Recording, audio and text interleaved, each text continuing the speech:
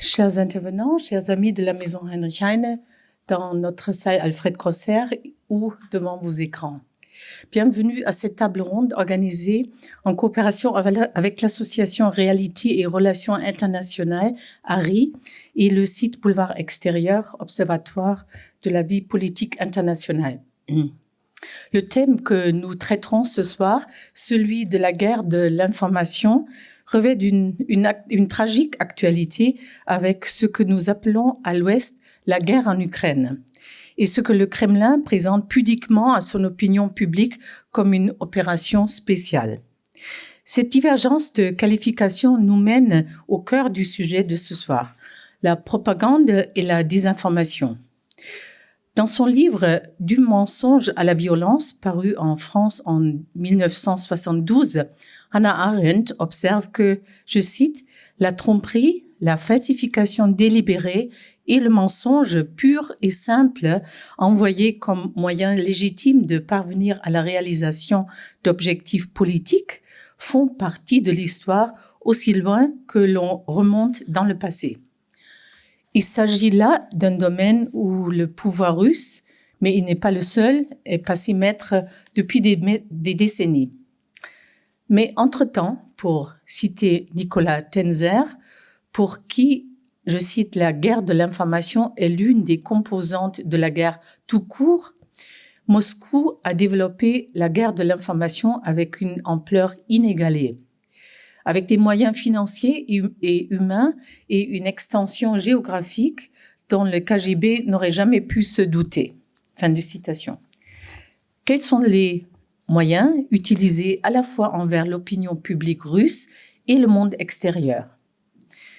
Les vigoureuses ripostes mises en œuvre par le gouvernement et les réseaux sociaux ukrainiens et par l'Occident permettent-elles de penser, comme le disent certains experts, que Poutine a d'ores et déjà perdu la guerre de l'information? L'appareil de propagande russe a-t-il davantage de succès dans les pays extérieurs au monde occidental? Le fact-checking est-il suffisant pour répondre à la désinformation? Faut-il un New Deal pour le journalisme pour lutter contre le chaos informationnel, comme l'a demandé Christophe Deloire, secrétaire général de Reporters sans frontières, lors du G7 Média qui s'est tenu dimanche dernier à Bonn. En ce qui concerne les cyberattaques, à quel danger faut-il s'attendre? Pour évoquer cette thématique complexe, nous avons fait appel à plusieurs spécialistes que je remercie vivement d'avoir accepté notre invitation. Madame Susanne Spahn, historienne, politologue et journaliste qui vit à Berlin. Ses recherches portent sur la politique étrangère de la Russie dans l'espace post-soviétique, la politique d'information russe et la communauté russophone en Allemagne. Monsieur Julien Nossetti, chercheur associé au Centre Russie de l'IFRI et chercheur notamment à l'Académie militaire de Saint-Cyr. Ses recherches concernent notamment la politique étrangère russe, notamment au Moyen-Orient et l'Internet en Russie. Monsieur David Collomb, professeur d'histoire et chercheur à Sciences Po Paris. Ses thèmes de recherche portent sur la propagande, la persuasion, la communication, le numérique, pour en citer quelques points forts. Notre table ronde sera animée par David Capitan, professeur de droit public à l'Université Paris 1, Panthéon-Sorbonne, président de l'ARI, membre de notre conseil d'administration et toujours modérateur de ces tables rondes avec une thématique géopolitique que nous menons depuis un certain nombre de trimestres. Et je pense qu'on aurait pu avoir un public plus large, mais bon, le temps est en partie sans doute en cause pour un public sans doute un peu plus restreint, mais très, très intéressé. Et je suis très heureuse que grâce à Zoom, grâce à nos interprètes que je remercie aussi d'être là ce soir, nous avons aussi un public extérieur par Zoom, même en Allemagne, qui est connecté et qui suit notre discussion. Je passe la parole maintenant à David Capitan. Merci beaucoup, Madame la directrice, chère Christiane, de recevoir encore une fois dans vos murs une des conférences de cette série consacrée à des thématiques géopolitiques, à des thématiques européennes. Nous étions réunis effectivement ces dernières semaines sur la question de l'état de droit, sur la question de l'approvisionnement énergétique de l'Europe, et c'est un autre type de flux qui nous rejoint aujourd'hui, qui est celui des informations. Alors le professeur de droit public que je suis, évidemment, est attaché à la protection des droits fondamentaux. Parmi ceux-ci, il y a la liberté de l'information, la liberté d'expression. Et évidemment, toute liberté connaît des limites, et la question se pose aussi de savoir quel est l'objectif de ces libertés et quel en est véritablement l'objet. La question de l'information, de sa qualité et de son utilisation à des fins qui ne sont pas toujours innocentes est évidemment une question d'actualité. Nous sortons tout juste en France et depuis quelques mois en Allemagne des élections dans lesquelles on a beaucoup thématisé l'intervention de pays extérieurs par le biais informationnel, et puis bien entendu la guerre en Ukraine, et vous l'avez rappelé, fixe un cadre nouveau aussi à cette thématique. Vous l'avez dit également, ces questions sont des questions qui ne sont pas nouvelles, car en effet, et le juriste, là encore, pense immédiatement à la loi de 1881, la grande loi sur la presse, qui contient déjà des incriminations contre la diffusion de fausses nouvelles. Mais aujourd'hui, on parle de fake news, et c'est un nouveau terme que chacun a dans l'oreille. Effectivement, les moyens de communication qui sont à notre disposition donnent une ampleur nouvelle, sans doute, à un phénomène ancien. Alors nous avons, pour en parler aujourd'hui, 2 spécialistes de politique étrangère et un de questions d'information. C'est donc un mélange tout à fait heureux qui va nous permettre de faire le tour de cette question. Je voudrais me tourner tout d'abord à le professeur Collomb qui faudra peut-être nous donner un tableau général de ces questions et nous donner les clés qui permettront de revenir toute cette soirée sur ces questions nombreuses. Merci. Monsieur le professeur, Madame la directrice, je voudrais d'abord vous remercier pour votre invitation. Je suis très honoré d'être ici à la maison Heinrich Heine, et particulièrement dans une salle qui porte le nom d'Alfred Grosser, qui est un des professeurs qui m'a le plus marqué au cours de ma scolarité à Sciences Po. Il a œuvré pour le rapprochement franco-allemand après la Seconde Guerre mondiale. Il a œuvré pour la construction de l'Europe. Et puis je peux témoigner qu'il a œuvré au quotidien pour la réussite de ses élèves. C'était entre autres choses l'enseignant le plus à l'écoute de ses étudiants qu'il m'est arrivé de rencontrer à Sciences Po. Vous l'avez dit également, la guerre de l'information n'est pas nouvelle. Et ce qui est nouveau en revanche, c'est que les conditions dans lesquelles cette guerre se déroule ont profondément changé. Permettez-moi, brièvement, en 10 minutes, de vous donner quelques éléments de contexte, de vous donner ensuite quelques éléments de compréhension des nouvelles armes offertes par le numérique, et puis enfin de conclure par les enjeux qui sont ceux de la guerre qui nous est menée. Car je vais vous le dire franchement, à mes yeux, c'est une guerre qui nous est menée. Et si l'on cherche à dater le déclenchement de cette guerre, à mon humble avis, c'est le 8 décembre 2011, alors que des manifestations gigantesques se déroulaient à Moscou, à la suite des élections législatives, pour protester contre les fraudes présumées qui auraient favorisé le parti de Vladimir Poutine. La secrétaire d'État américaine, qui s'appelait Hillary Clinton, se trouvait, je crois, à Bruxelles, au siège de l'OTAN, d'où elle a ouvertement soutenu les manifestants, appelé à la constitution d'une commission d'enquête internationale, et il ne fait guère de doute à mes yeux que c'est ce jour-là que Vladimir Poutine, considérant qu'il s'agissait là d'une ingérence insupportable dans la vie politique américaine et d'une volonté de le renverser, a décidé de nous déclarer une guerre de l'information comme le monde n'en a jamais connu. Et ce qui me conduit à cette conviction, c'est la chronologie des semaines et des mois qui suivent, qui voient le régime russe adopter un certain nombre de mesures qui ont 2 objectifs principaux, qui sont précisément les objectifs de toute guerre de l'information. Le premier objectif est de protéger l'espace informationnel russe de toute ingérence étrangère. Cela se traduit concrètement, notamment par une loi sur le numérique qui restreint la possibilité pour des plateformes étrangères d'exercer leurs activités librement sur le sol de la Russie et de ce que la Russie appelle l'étranger proche. Il s'agit également de mesures de contrôle de la presse qui sont désormais renforcées à l'intérieur des frontières de la Russie. Il s'agit aussi de mesures de reprise en main de réseaux sociaux. Je pense à VKontakte, qui est l'équivalent russe de Facebook, que Vladimir Poutine, à tort ou à raison, considérait comme ayant un rôle dans les manifestations visant son parti. Et ce VKontakte a été vendu à un oligarque proche du pouvoir. Le second objectif, c'est de perturber la sphère informationnelle de l'ennemi. L'ennemi, en l'occurrence, ce sont les pays de l'OTAN et les pays neutres susceptibles de rejoindre l'OTAN. L'ennemi, c'est également l'ennemi américain. Et pour atteindre cet objectif, 2 gros organismes ont été mis en place. Le premier, structuré autour de RT, dont nous parlerons beaucoup en 2013, repose désormais sur une stratégie claire de perturbation de l'information disponible sur des sujets qui ne concernent plus exclusivement la Russie, au sein des opinions publiques européennes.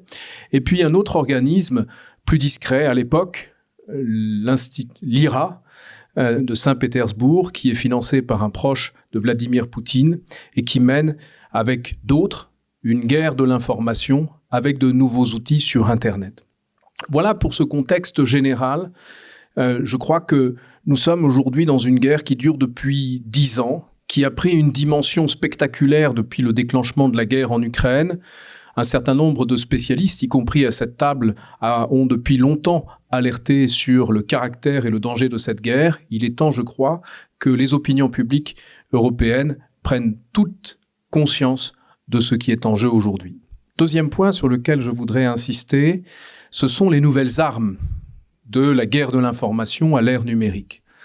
Et là, il y a une grande particularité qui est que ces armes, nous, occidentaux, nous, pays de l'OTAN, nous les avons fournis à la Russie. Car sans Facebook, sans Twitter, jamais la Russie n'aurait été en capacité de mener la guerre de l'information comme elle l'a fait.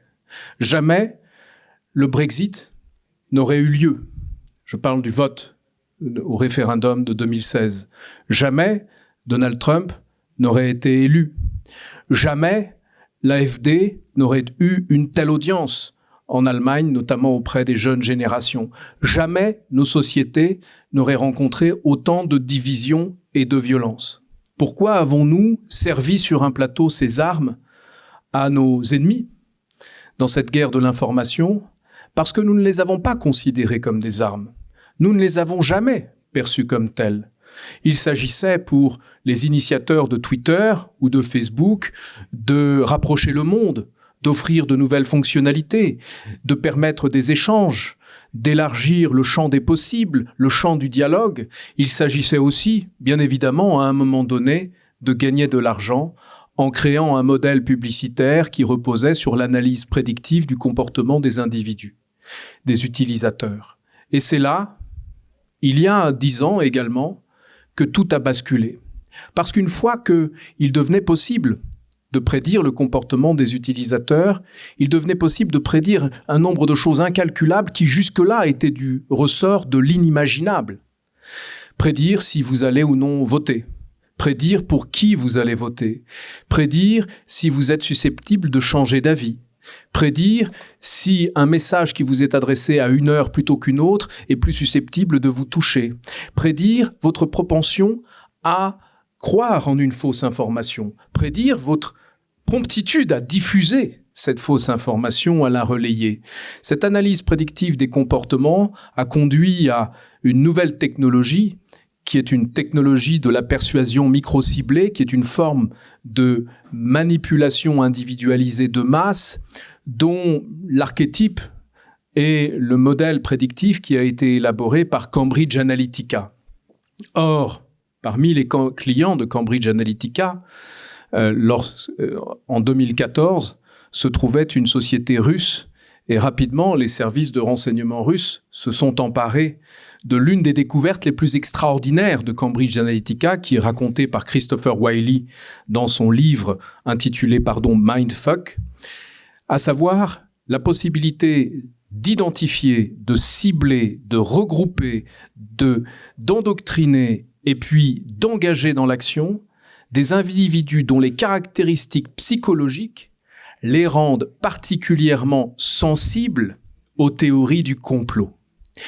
Et c'est là qu'un nouveau basculement s'est produit dans nos univers informationnels lorsqu'il est devenu possible de cibler des personnalités assez rares dans la population générale qui ont pour trait de personnalité d'être narcissiques, psychopathes et machiavéliens à la fois, d'être en plus particulièrement anxieux. Je vous rassure, il n'y en a pas dans cette salle, il n'y en a probablement pas en ligne non plus.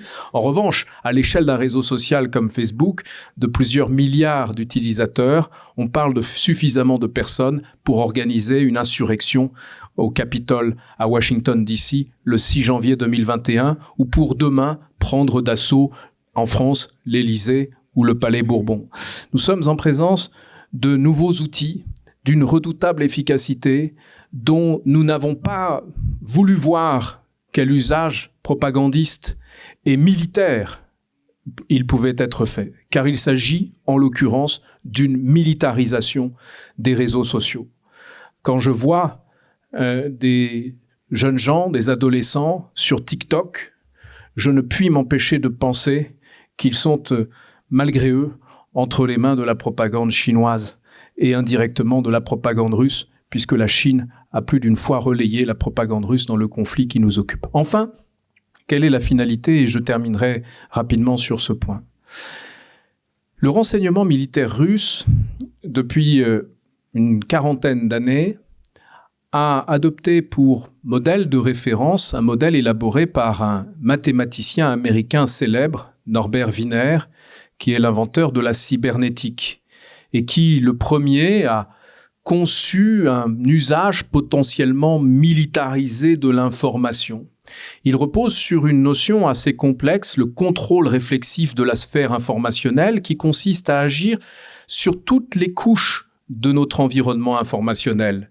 Il y a la couche matérielle, qui est très importante, et sans doute savez-vous que les militaires russes en Ukraine ont pour priorité, lorsqu'une ville est occupée, de détourner l'Internet vers Moscou pour qu'il échappe, en quelque sorte, au monde occidental. Il s'agit ensuite de la couche des protocoles et des langages informatiques. Il s'agit également de la couche des logiciels. Il s'agit enfin de la couche cognitive. Cette guerre est menée à toutes ces échelles avec pour but de paralyser la décision. Et la grande particularité de la guerre de l'information, de ce point de vue-là, est qu'elle ne nécessite pas de vaincre l'adversaire. Il n'est pas nécessaire dans la guerre de l'information de conquérir un territoire. Il n'est pas nécessaire dans la guerre de l'information de contrôler une ville. Il n'est pas nécessaire dans la guerre de l'information de faire des prisonniers. Il n'est pas nécessaire d'obliger l'adversaire à combattre. Il suffit de le dissuader de se battre. Il suffit de le priver de la capacité d'analyser ce qui est vrai et ce qui est faux. Il suffit de semer les graines de la division dans sa société pour que l'union ne puisse plus se faire autour de valeurs essentielles, notamment celles que vous évoquiez tout à l'heure, nos libertés fondamentales. Et c'est précisément le but recherché depuis très longtemps par les soviétiques. Vous citiez le KGB, on songe au département A du KGB. Aujourd'hui, le FSB, le GRU et d'autres services de renseignement ou d'autres officines qui instrumentalisent les théories du complot et la désinformation de masse au service de la fabrique du doute, au service de la fabrique du relativisme, au service de l'avènement de ce que l'on appelle désormais l'ère post-vérité, qui, fondamentalement, n'est autre que la remise en cause de ce qui nous a unis pendant des siècles, nous occidentaux, nous Français et Allemands, la croyance dans le progrès, la croyance dans l'établissement de la vérité par une démarche de recherche de la vérité, la croyance dans la pertinence du travail des chercheurs, des spécialistes, des journalistes, des historiens, des professeurs, tout ce qui aujourd'hui est savamment et sciemment remis en cause par ce qu'il est commun d'appeler désormais des ingénieurs du chaos. Pardon d'avoir été très long pour cette introduction. Absolument pas. Merci beaucoup de cette présentation très organisée qui nous permet de mieux comprendre quels sont à la fois les objectifs, les moyens et les finalités de cette guerre informationnelle. Il est vrai que nous avons à notre disposition des moyens de communication extrêmement nouveaux, extrêmement puissants, qui sont aussi une aide à la réflexion. Nous en sommes très dépendants et par conséquent, cela nous fragilise. Alors, reste à voir comment, à partir de ces éléments de fragilité, nous pouvons réagir, comment nous y sommes sensibles. Et je voudrais me tourner vers Madame Spahn pour peut-être nous donner un éclairage à la fois allemand, puisqu'elle réside à Berlin, et puis sur sa très bonne connaissance de tous les pays de l'Est de l'Europe. Vous avez prévu, je crois, un PowerPoint que nous allons pouvoir diffuser. Bonsoir, merci pour l'invitation. Je suis heureuse d'être avec vous ce soir et parler du sujet très passionnant, la désinformation russe. Ça fait déjà longtemps que j'ai appris la langue française à l'école, donc je veux continuer en allemand.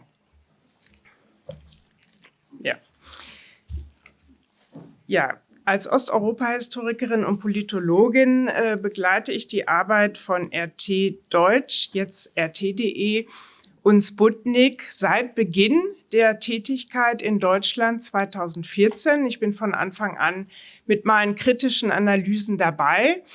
Mittlerweile habe ich 6 davon geschrieben. Das ist die aktuelle zum Thema Einflussnahme auf die Bundestagswahl 2021. Die können Sie auf der Seite der Naumann Stiftung herunterladen. Die vorige ist auch in einer Übersetzung ins Englische und Russische erschienen. Also falls Ihnen das lieber sein sollte als Deutsch. Ja, es geht also um den Informationskrieg, RT und Sputnik. Darauf konzentriere ich mich jetzt. Ich sage vorweg, dass RT und Sputnik nicht die einzigen Informationskanäle Russlands in Deutschland oder auch in Europa sind, aber eine der wichtigsten und deshalb konzentriere ich mich darauf.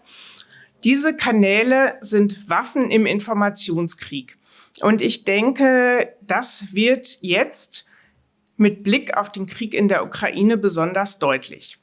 Ja, warum möchte ich Ihnen jetzt gerne zeigen an konkreten Beispielen, die ich der Berichterstattung von RT.de und Sputnik, läuft jetzt unter dem Namen SNA, in Deutschland entnommen habe. Gleich vorweg, trotz der EU-Sanktionen, die ja nun eigentlich die Verbreitung der Inhalte von RT und Sputnik SNA verbieten sollten, sind weiterhin diese Medien in Deutschland zugänglich.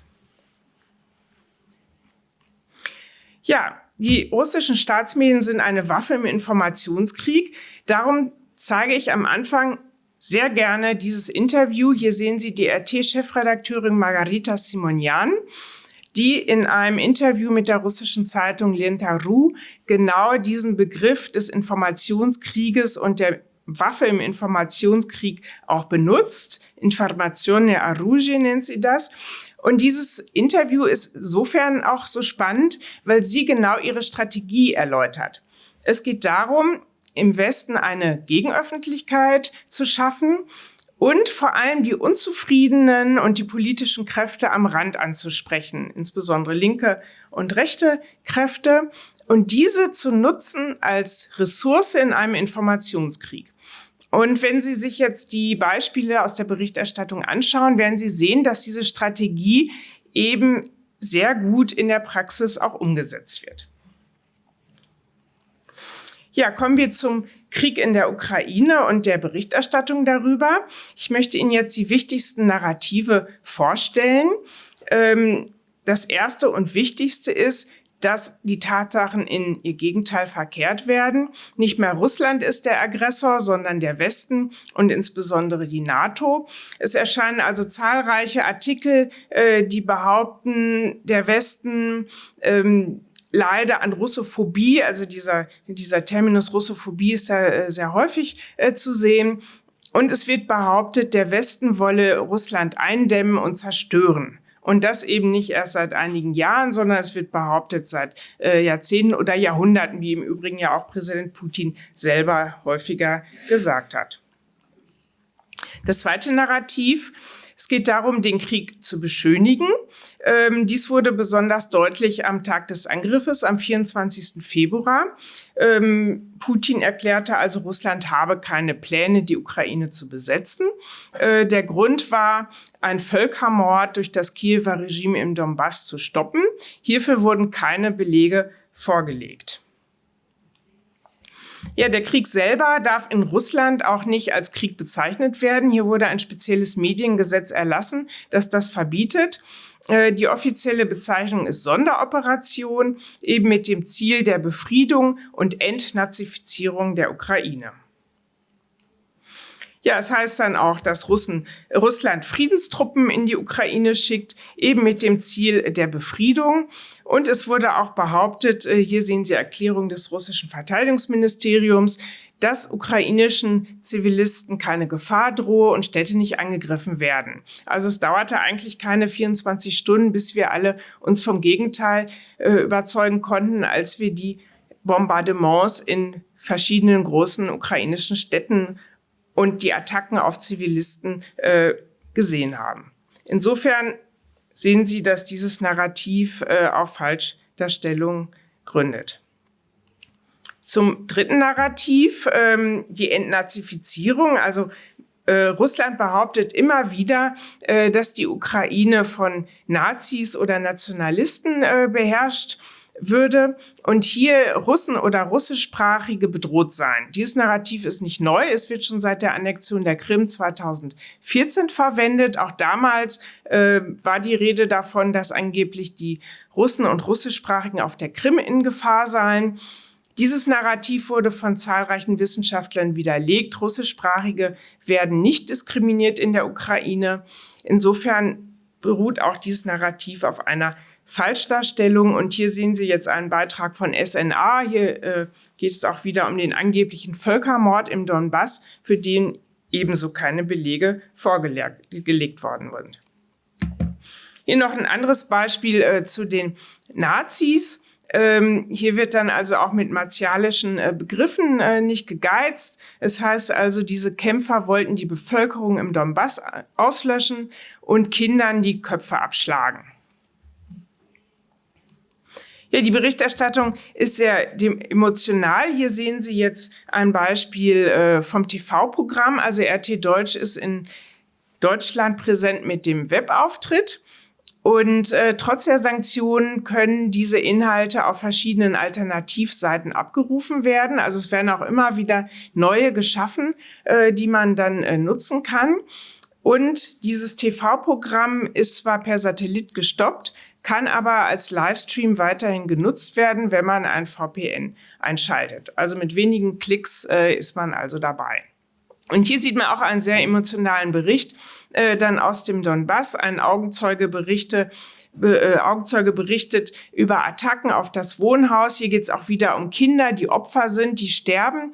Also es ist sehr dramatisch, die ganze Schilderung. Und wer ist schuld? Sehen wir also wieder dann die ukrainische Armee und die NATO-Geschosse. Es wird also suggeriert, dass die NATO in der Ukraine Krieg führe, was ja eben auch nicht den Tatsachen entspricht. Komme ich zu dem Punkt, den ich am Anfang angesprochen habe, zu der Strategie, dass es darum geht, Unzufriedene anzusprechen und sie als Ressource im Informationskrieg zu nutzen. Das ist jetzt in Deutschland ein sehr aktuelles und umstrittenes Thema.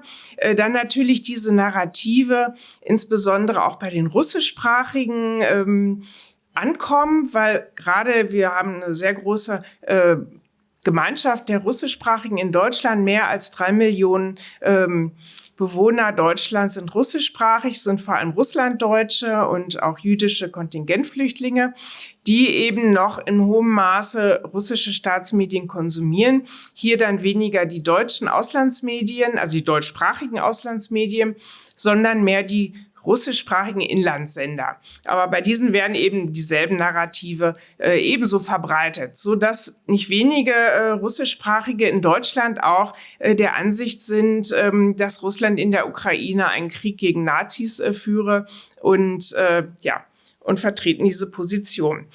Und hier sehen Sie ein Beispiel, wie da eben versucht wird, Unzufriedenheit zu schüren. Einmal wird also darauf abgezielt, dass es dann Doppelstandards in den verschiedenen Flüchtlingsgruppen geben könne. Also wir hatten ja auch viele Flüchtlinge aus Syrien aufgenommen. Also hier ist ein Bericht darüber, dass die dann also schlechter behandelt werden als die Flüchtlinge aus der Ukraine. Oder hier auch dieses Thema mit den russischsprachigen. Wir hatten einige pro-russische Autokorsos in großen Städten, Berlin, Köln, Bonn, auch rund um den Tag des Sieges am 8. und 9. Mai, wo eben dann Sie sehen es auch an den Flaggen, pro-Putin Vertreter durch die Städte zogen und diese Narrative auch zum Besten gaben. Und die russische Berichterstattung von RT und SNA zielt eben darauf ab, dies aufzunehmen. Zum einen, dass diese Gruppe also den Krieg in der Ukraine unterstützt und zum anderen aber auch dieses Thema der angeblichen Feindschaft gegenüber Russen in Deutschland nun zu thematisieren. Also hier geht es um angebliche Diskriminierung und Anfeindung von Russischsprachigen in Deutschland.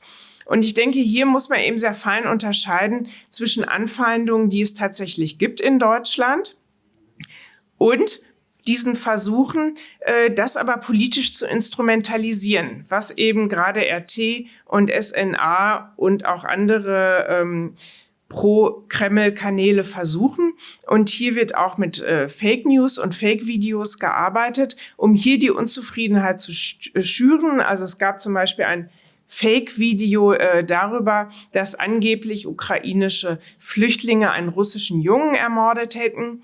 Das hat dann also auch wieder direkt Proteste hervorgerufen. Dann stellte sich heraus, das Video ist ein Fake. Aber das haben dann leider schon weniger Menschen leider konsumiert. Aber dieser Unmut wurde durch dieses Fake-Video eben auch gezielt geschürt. Bei diesem Video ging es jetzt allerdings nicht um RT.de, sondern es ging um ein Video, das vor allem bei Telegram-Kanälen und Pro-Kreml-Influencern verbreitet worden ist. Also es ist wichtig zu verstehen, dass eben in Deutschland nicht nur RT.de und Sputnik SNA aktiv sind, sondern auch ein ganzer Kreis von sogenannten alternativen Medien, die sich selber als Gegenöffentlichkeit verstehen und inszenieren, und Pro-Kreml-Influencern. Also wir haben zum Beispiel eine Dame, Alina Lipp heißt sie. Sie ist also in Deutschland aufgewachsen, aber ihr Vater ist Russe. Sie berichtet also aus dem Donbass, unterstützt sämtliche russische Narrative und arbeitet aber auch der Agentur, also nach eigenen Angaben der Agentur Rassia Sivonja zu. Das ist die Agentur, die Sputnik SNA betreibt.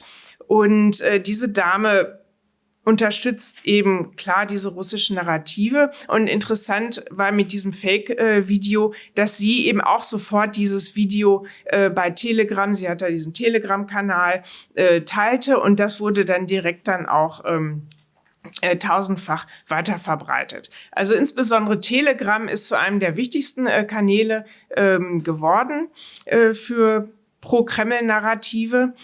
Und neben diesen sogenannten alternativen Medien, und das ist eine ganz interessante Gruppe, die sich zusammensetzt aus Rechtsextremisten, zum Beispiel Jürgen Elsässer, das ist der Chefredakteur des Magazins Kompakt, oder die Plattform Apolut, die wird von einem Verschwörungstheoretiker betrieben, Ken Jebsen mit Namen. Also es gibt eine ganze Reihe von diesen alternativen Medien, die wiederum diese Inhalte verbreiten. Und interessanterweise, das habe ich auch in einem Projekt untersucht mit dem Zentrum Liberale Moderne, das ist jetzt meine nächste Studie, die hoffentlich bald veröffentlicht wird,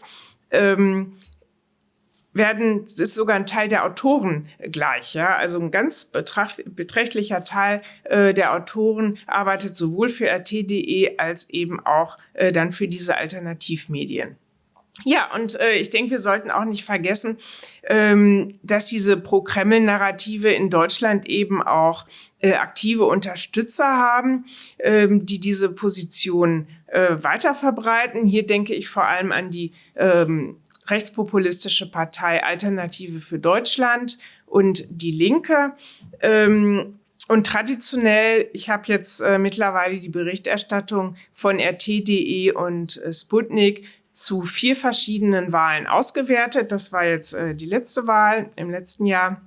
Also traditionell unterstützen die russischen Staatsmedien eben auch diese Parteien, AfD und SNA vor den Wahlen. Also hier sieht man, dass es da eine produktive Zusammenarbeit und Kooperation gibt. Also das zu dem Netzwerk in Deutschland. Und ich denke, das hilft zu erklären, warum diese Pro-Kreml-Narrative auch so erfolgreich in Deutschland sind. Es sind eben nicht die Staatsmedien alleine, sondern ein ganzes Netz von Unterstützern und kooperativen Medien, die dies ebenfalls weiter verbreiten. Ja, ich denke, die wichtigsten Punkte zum Ukraine-Krieg sind auf jeden Fall, dass das Ziel ist, zum einen den Westen zu beschuldigen für diesen Krieg, dann die Kriegsverbrechen Russlands zu leugnen, indem dies entweder dementiert wird oder sogar behauptet wird, diese Verbrechen hätten die Ukrainer selber inszeniert. Es geht darum, die Ukraine international zu diskreditieren als faschistisch.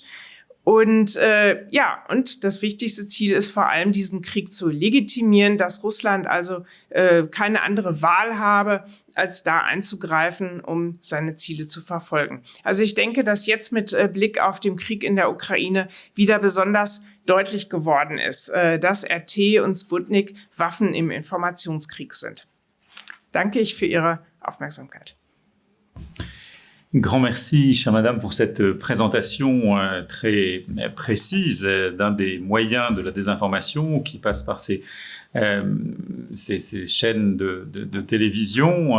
Et vous avez très bien montré à propos de l'Ukraine de quelle manière une narration particulière pouvait transformer la perception qu'on avait de déroulement des événements. Je voudrais me tourner également vers Monsieur Nochetti, qui intervient à l'IFRI, dans le centre Russie et les nouveaux États indépendants, et puis également à l'Académie militaire de Saint-Cyr et de Coët-Quidan, avec une perception particulière des moyens aussi dont les structures qui sont chargées de nous défendre s'intéressent à ces nouveaux moyens. Nous avons bien compris, je crois, de quelle manière on peut attaquer nos sociétés avec ces moyens et de quelle manière alors peut-on aussi adopter des mesures pour s'en défendre. Merci beaucoup, Monsieur le Président. Je travaille aussi d'assez longue date avec une expertise sur la Russie qui m'a conduit à étudier de près aussi toutes les modalités qu'a employé le Kremlin et évidemment toutes les institutions lui étant affiliées, avec la diversité des acteurs aussi que les Russes emploient.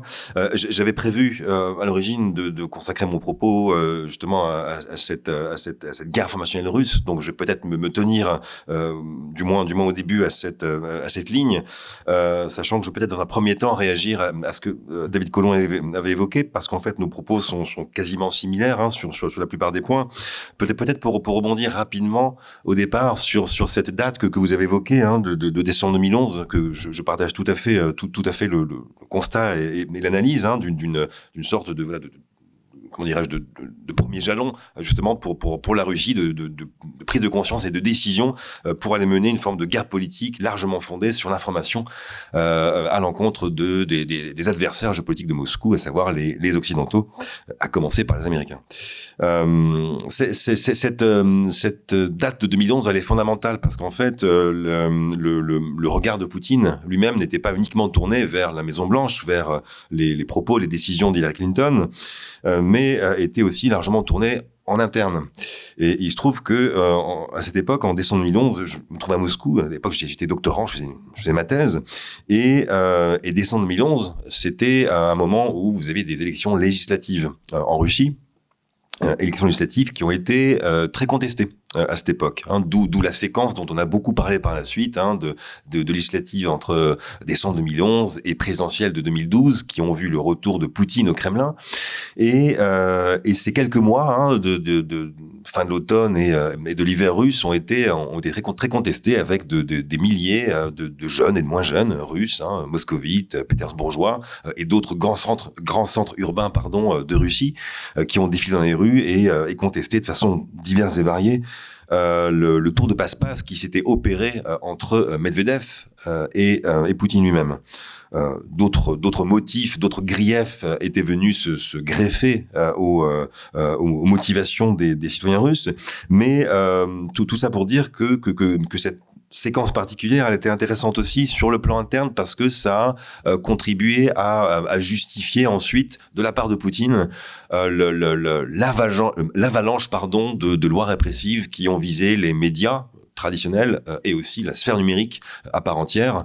Alors sans forcément m'y attarder beaucoup maintenant dans mon propos, mais à partir de 2012, on a vraiment vu jusqu'à 2019 et cette fameuse loi sur un Internet souverain, c'est l'appellation officielle qui en fait fondait l'essentiel des dispositions de cette loi sur la réactualisation de deux anciennes lois de 2003 et 2006, voilà, pour les amateurs. Mais cette décennie 2010 a été largement rythmée en Russie même par des débats parlementaires, des prises de parole très très vives, parfois très caricaturales de notre point de vue, sur comment contrôler cet espace informationnel. Les Russes parlent bien moins de cyberespace que d'espace informationnel, façon de mettre très en avant le facteur cognitif, psychologique, en fait, les dimensions aussi d'échange d'informations, alors que nous, occidentaux, avons davantage une approche fondée sur la technologie, sur l'infrastructure du cyberespace. Donc ça, c'était peut-être un premier point de réaction. Et un second, beaucoup plus rapide, c'est que en fait, quand vous faisiez aussi référence à l'affaire Cambridge Analytica, là, c'est intéressant de prendre en fait la séquence 2011 précisément. 2017-2018, enfin, l'après élection de Trump, parce que en l'espace de 5-6 ans à peine, on a vu clairement sur la scène internationale les deux faces de la technologie. Du moins les deux faces des usages de la technologie, la face positive avec toujours l'effet de halo autour des printemps arabes, avec toute la mythologie qui s'est greffée autour de YouTube, du potentiel émancipateur de YouTube et de Facebook, et puis en contrepoint, c'est toute cette noirceur autour de Cambridge Analytica et des effets pervers en matière de vie démocratique. Donc ça c'est aussi un point, je pense, très, très intéressant, et la Russie est liée de près à cette évolution. Et dernier point de réaction là aussi, puis je vous promets que j'en rapidement, c'est que quand vous disiez que ces armes nous les avons fournies à la Russie, effectivement, là je partage absolument ce constat, avec une sous-estimation tout à fait claire de la part des dirigeants occidentaux, européens, américains en particulier, sur en fait une technophilie bête et méchante de la part des dirigeants russes. On a l'impression, avec notre regard d'occidentaux, que ces dirigeants russes sont avant tout pour faire court, pour filer un peu la métaphore, sont avant tout des commissaires du peuple qui vivent au XXe siècle. Or, en fait, ce sont pour la plupart des dirigeants qui connaissent très bien la chose numérique, qui ont certes une vision à part entière, déformée, on dirait, par un passé majoritairement vécu au travers du KGB et d'autres institutions de force, comme on dit en Russie, mais leur technophilie n'est pas moindre que celle d'autres dirigeants occidentaux. Et ça, c'est quelque chose qui a, je pense, eu un effet tout à fait pervers dans notre appréhension de l'exploitation de ces outils informationnels de la part du pouvoir russe.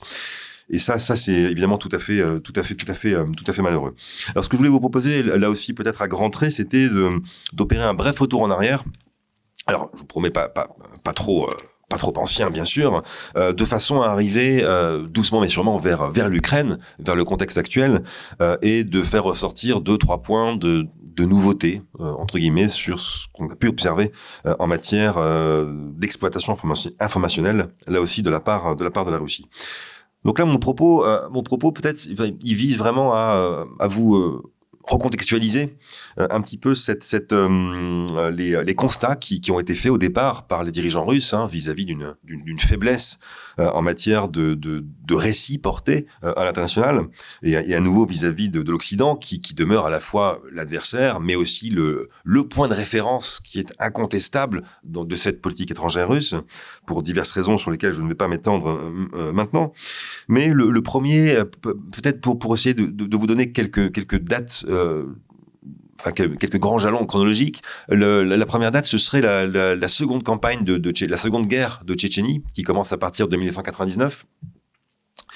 Et là, en fait, le constat qui a été fait par Moscou, par les dirigeants russes, ça a été une forme d'inadaptation au narratif proposé par les grands médias, par le Kremlin, auprès de l'opinion publique internationale. Très très clairement, il y a eu un décalage profond entre ces discours qui étaient portés très maladroitement, pour le moins, alors que les combattants tchétchènes à l'époque ont su diffuser tout un discours autour de combattants la liberté, les fameux freedom fighters, qui ont là vraiment montré une vraie asymétrie informationnelle.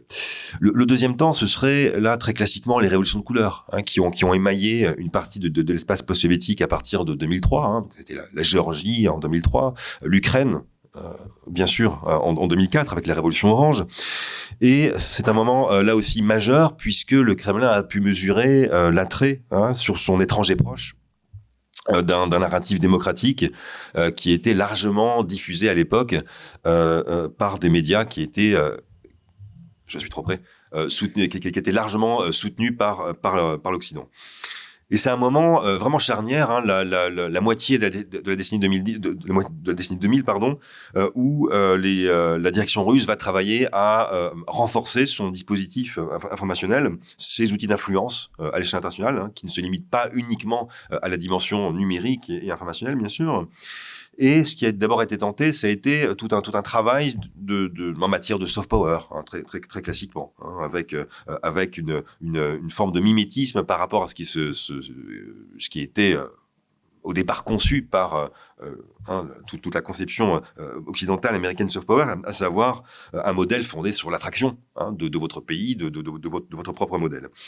Et là, les résultats ont tardé à venir. Ça s'est d'abord concrétisé par la création de RT. Il en a été question juste avant moi, avec la guerre en Géorgie en 2008, qui a constitué un jalon supplémentaire dans une lecture de faiblesse de ce dispositif informationnel russe, puisqu'en dépit de tous ces efforts, à l'époque, RT, Russia Today, avait largement échoué à avoir une influence sur la perception internationale de ce conflit en Géorgie, avec là aussi en retour un président géorgien qui était bien plus habile à s'adresser à des opinions publiques internationales en langue anglaise, alors qu'à l'époque la communication russe se faisait par la voix du chef d'état-major de l'armée de terre russe, qui lisait de façon très laconique des communiqués, tous plus ennuyeux les uns que les autres.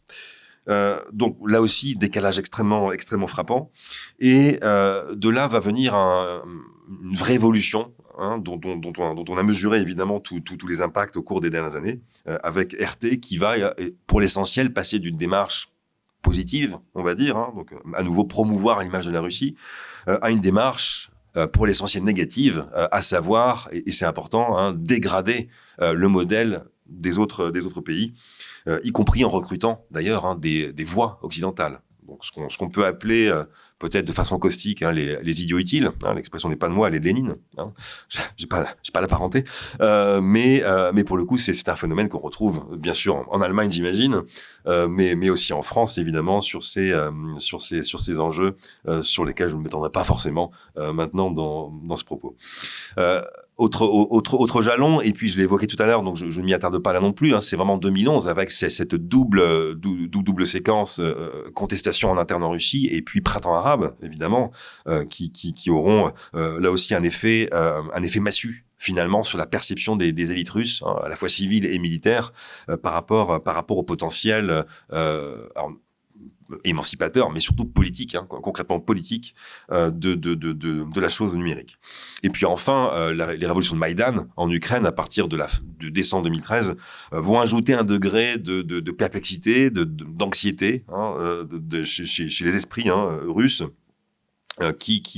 événements qui ont été avant tout perçus comme étant initiés de la part des adversaires géopolitiques immédiats de la Russie. Et ça expliquait, je pense, en partie toute l'intensité informationnelle de Moscou par la suite en Ukraine. Ne serait-ce que par la suite, en y annexant évidemment la Crimée, et puis en y menant des incursions évidemment très régulières dans le Donbass. Et cette intervention directe en armes a été couplée dès le départ avec un usage très très offensif de l'information. Et là, il s'est vraiment agi dès le départ, et c'est une chose qu'on retrouve aujourd'hui, évidemment, de façon très crue. Il s'agit de jouer sur trois éléments, à savoir pratiquer de la désinformation très classique, telle qu'on la comprend. Deuxièmement, et je l'ai abordé rapidement tout à l'heure, c'est d'arriver à isoler l'espace informationnel russe, national, d'informations, de données qui remettent en cause, qui jettent un doute sur les narratifs officiels disséminés par le Kremlin. Et puis un facteur qui était peut-être moins présent en 2013-2014, mais qui aujourd'hui est tout à fait clair, il n'y a absolument aucune contestation possible, qui est une intimidation de ceux qui défient les récits officiels. Et cette intimidation aujourd'hui, je devrais plutôt appeler le pluriel, puis puisqu'elle prend différentes formes, elle prend la forme, on le sait tous, de poursuites judiciaires qui sont aujourd'hui absolument saisissantes, parce qu'il s'agit parfois de 15 ans de prison pour des voix qui vont contester la légitimité de l'opération spéciale russe. Et puis deuxièmement, et ça on le connaît aussi peut-être mieux, ce sont des intimidations physiques, donc des menaces physiques, voire des assassinats. Et ça c'est quelque chose qui a émaillé la vie sociale et politique russe depuis déjà un peu plus de 15 ans. Donc il y a une vraie continuité aussi en la matière, et c'est un aspect qu'on a peut-être sous-estimé là aussi dans notre lecture évidemment de cette politique russe.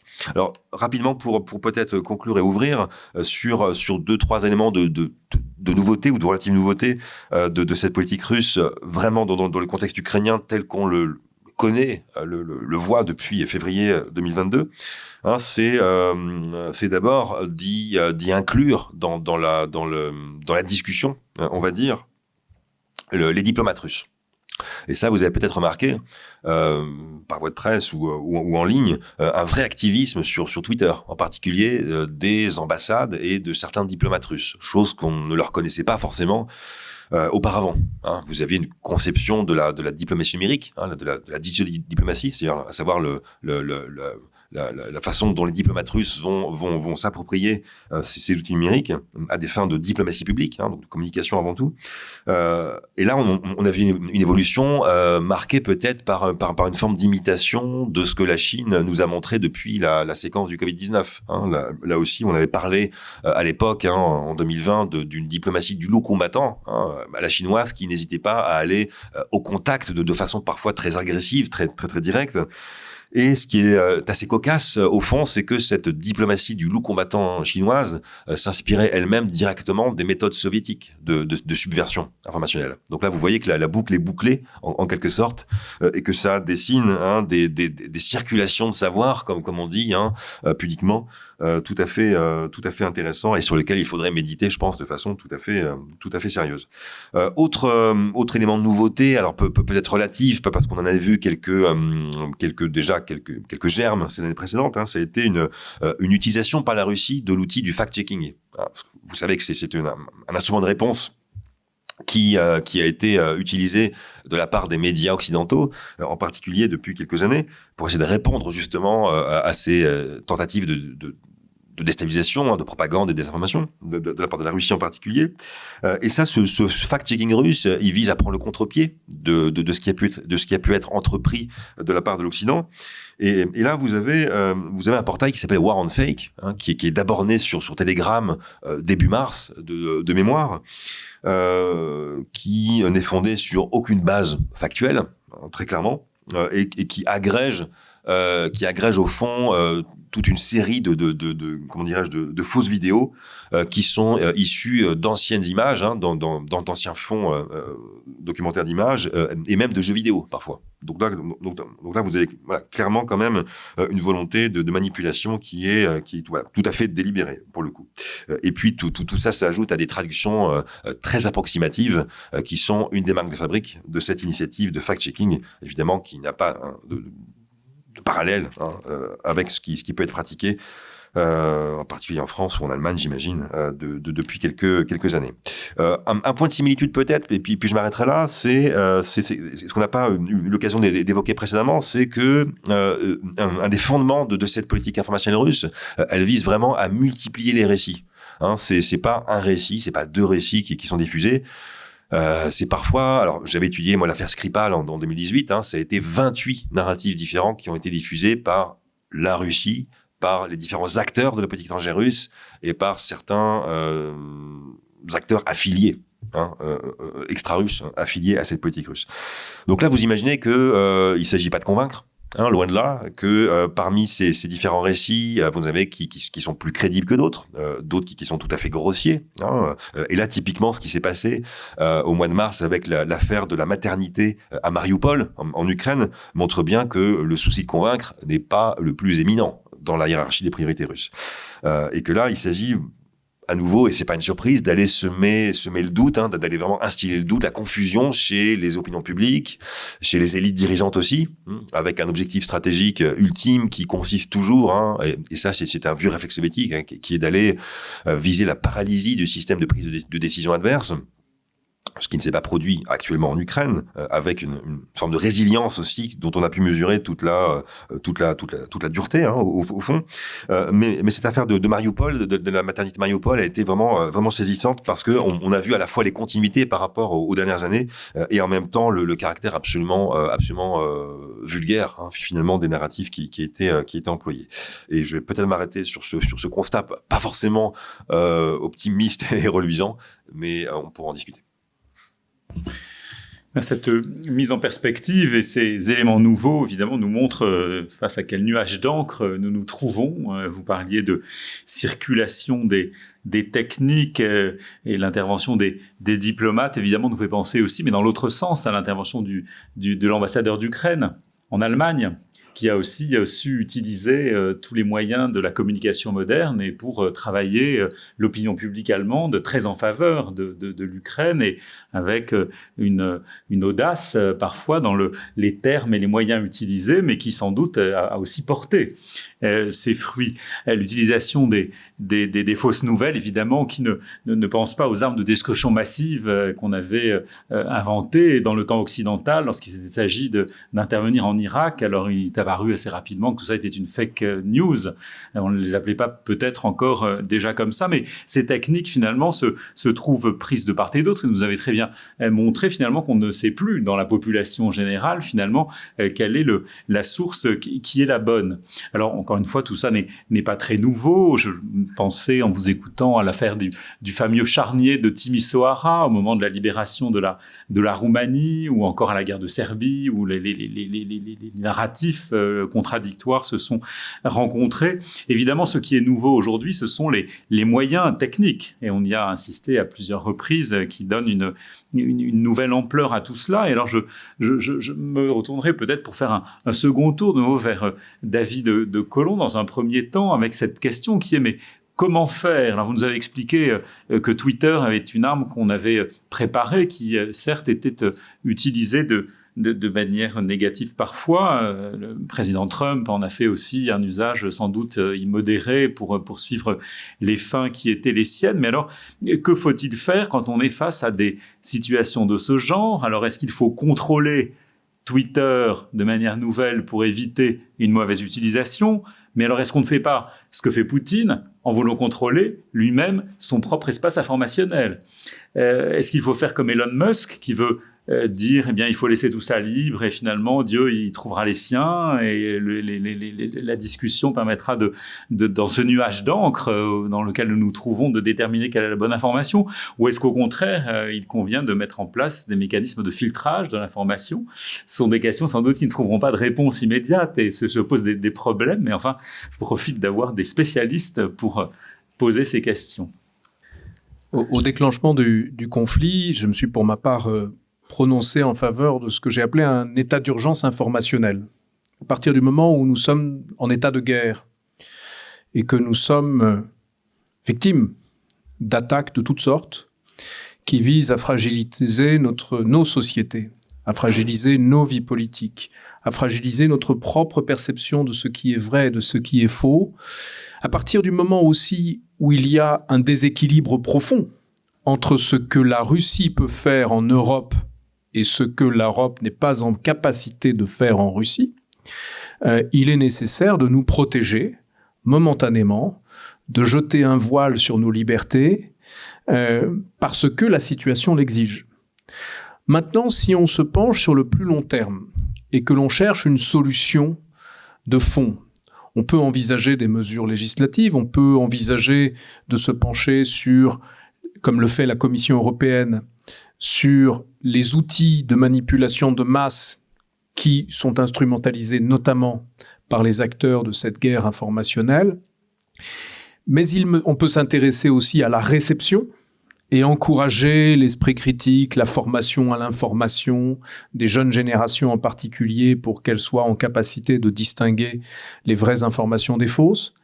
Mais il me semble, pour ma part, que la priorité absolue pour nos démocraties, c'est de cesser d'alimenter notre ennemi en carburant.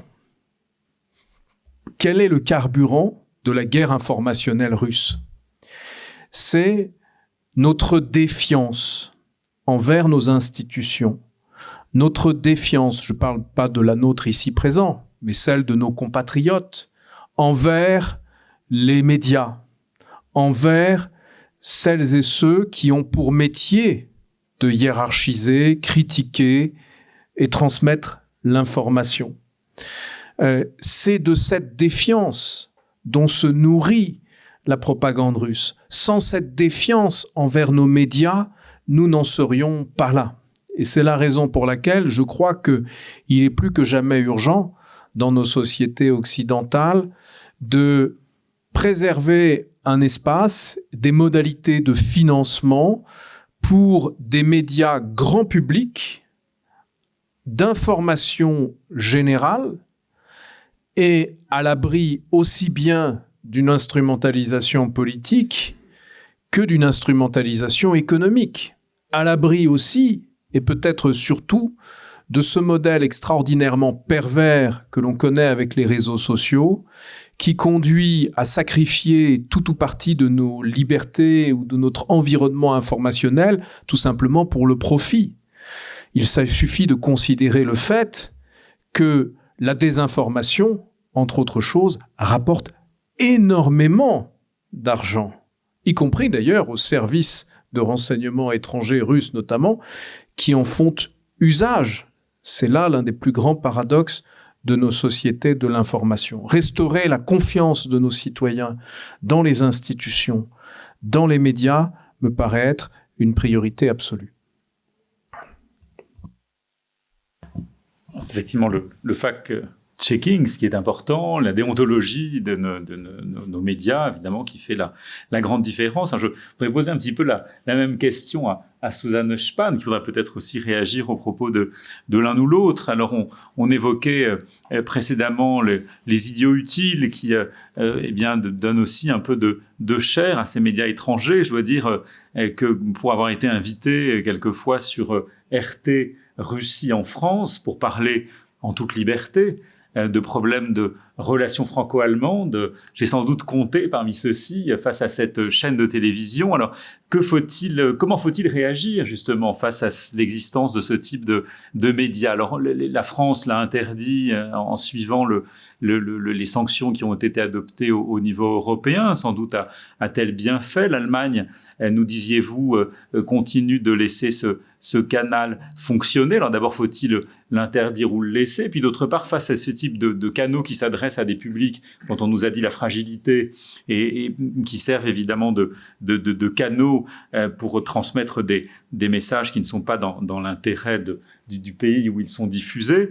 Est-ce qu'il faut alors abandonner complètement en n'y allant pas, en disant, on sert effectivement de prétexte à des messages qui parallèlement autour de vous sont diffusés, ou est-ce qu'au contraire, il faut réagir en disant, il y a là un public fragile, si après tout on a l'occasion de leur servir un discours logique et rationnel, c'est le moment aussi de ne pas l'abandonner et d'aller lui parler. Ce sont des questions, je crois, sur lesquelles une réflexion comme celle que peut-être vous avez eu l'occasion de mener sont utiles pour participer à cette éducation aussi à laquelle David Colomb faisait référence, qui est, je crois, extrêmement utile, car en effet, on ne se défend bien que si l'on comprend quels sont les mécanismes de la maladie.